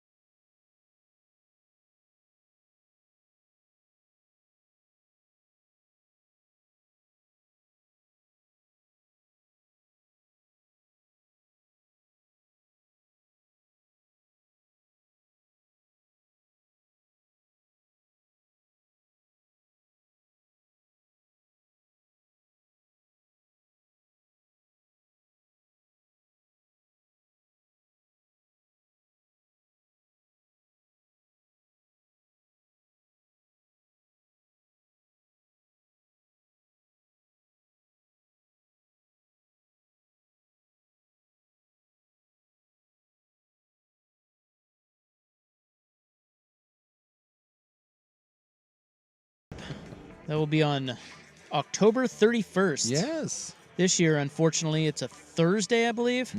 So that's always weird. Yeah. I would imagine that it's usually like the Saturday night. Like, well, okay, so if Halloween falls on the 31st to Thursday, would the 26th or the 2nd be kind of the night? I think the 2nd. I think you're going to get actual trick-or-treaters on Thursday.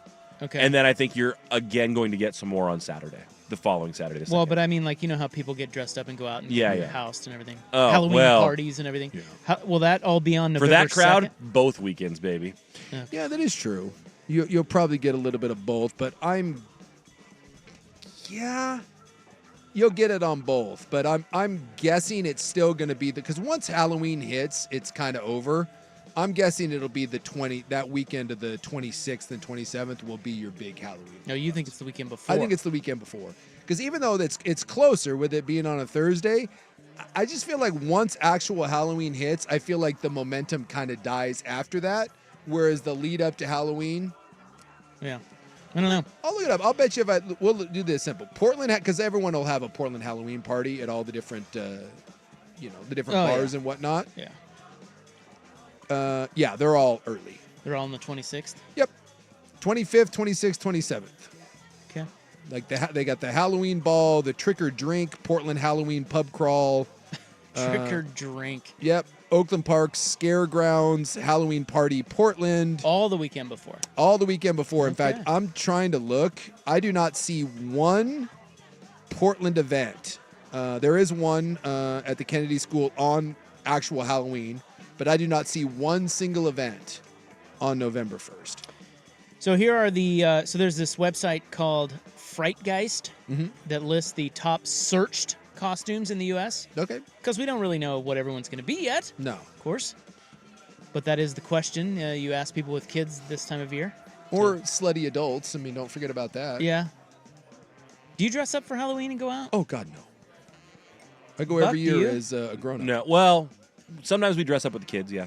Like 1 year we put our kid in like a monkey costume and we went as and we gave him and then we went as the zookeepers. So we wore a little look at you. khaki shirt and hat. So cute. Yeah, by the way, that's not your idea. Oh no. Nor will But you have it. I've been charged with helping with this year's idea. So What are you going to do? I don't know. My kid really wants to be a witch, so I don't know how maybe we're just gonna be a family of witches. We'll see. What? I don't know. How are you? I don't know. Are you? He hasn't thought it through yet. Are you going as a witch? He's Maybe. got to workshop I might wear it. a pointy hat or a warlock, as it may be. So Frightgeist gives us the most searched costumes, and the top 2 right now. Do you guys have any guesses for the? Because it's pop culture stuff. Yeah. It's movies. I do have guesses. TV shows. I don't know why, but I thought Hawk Tua somehow might be a That's thing. pretty good. She's not on the list. No? And this goes all the way to 20. She's not in the top 20, but that's what I thought too. But I don't know what would you? But she wears that stupid cow. I thought just date because it's the slutty Daisy Dukes, some boots. It's or like a denim skirt with cowboy boots and the big hat. What about is it Mudang, the little hippo? Yeah, I don't know how you would do that, but that is a very big cultural thing right now. Yeah, the little Mudang, the baby hippo. Yeah, that thing's making the rounds. I have no idea what that is.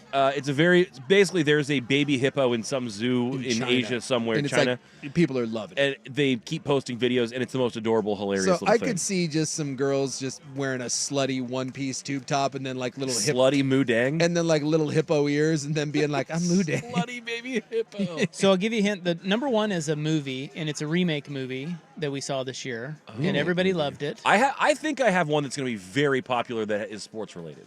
And this one the number 2 is sports related. So number 1 is perfect for Halloween because of this movie. Oh, Beetlejuice? Beetlejuice. Okay. It's Shrunken Head Bob. Not Beetlejuice. Not Beetlejuice. Oh.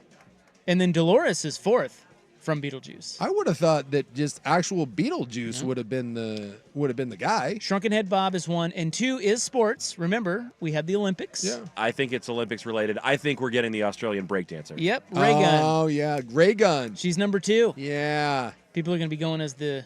That makes everyone in the sense. world, whether you're a sports fan or not, knows that cultural meme right now. Yeah. Also, they say very popular will be the Menendez brothers. Because How would you do that though? Because like the ray gun thing, at least it's like, okay, just go get that color pants and shirt and you're fine. But what do you do to be a Menendez brother? Well, the famous photo of them in the courtroom, I think they have kind of pastels on or like sweaters or something, and one has the glasses. I think it's that. I think you just have to match. I think you better look something like him, otherwise no one's gonna know. jumpsuits, Oh, I think, okay, yeah. perhaps. Oh yeah, I you could see know. that with Menendez on the back or something. I could see that. What are you going as this year? Again, I'm going as an adult. I don't know. I have not dressed up in 30. Didn't you do like a Tigger Pooh Bear thing where your pants split or something like that? Tigger Pooh Bear thing? Oh no! Didn't you have to go as like? No, that was a Christmas party. There you go. The BTJ's company does a big old Christmas party. They do it right. It was you tearing a costume. That's all I remember. Yeah, and they do a white elephant gift, and somehow I ended up with like a size medium tiger onesie. And they were like, put it on. And I was like, it's not going to fit. And they all insisted. So I put it on. And the moment I put it on and then went to sit down, I just blew the thing out. Like it ripped right up the crotch and down up my back. So I was like, well, that's the end of that. Dun Kings is going to be a popular one. This is I've moved on from that list. But what is Dun Kings? Well, it was the Super Bowl ad.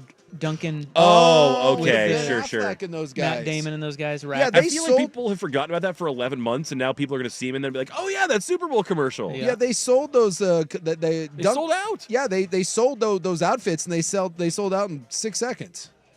Caitlin Clark is going to get some. Oh yeah. Some unis. Yeah. People carrying a basketball and wearing an Iowa jersey. Caitlin Clark.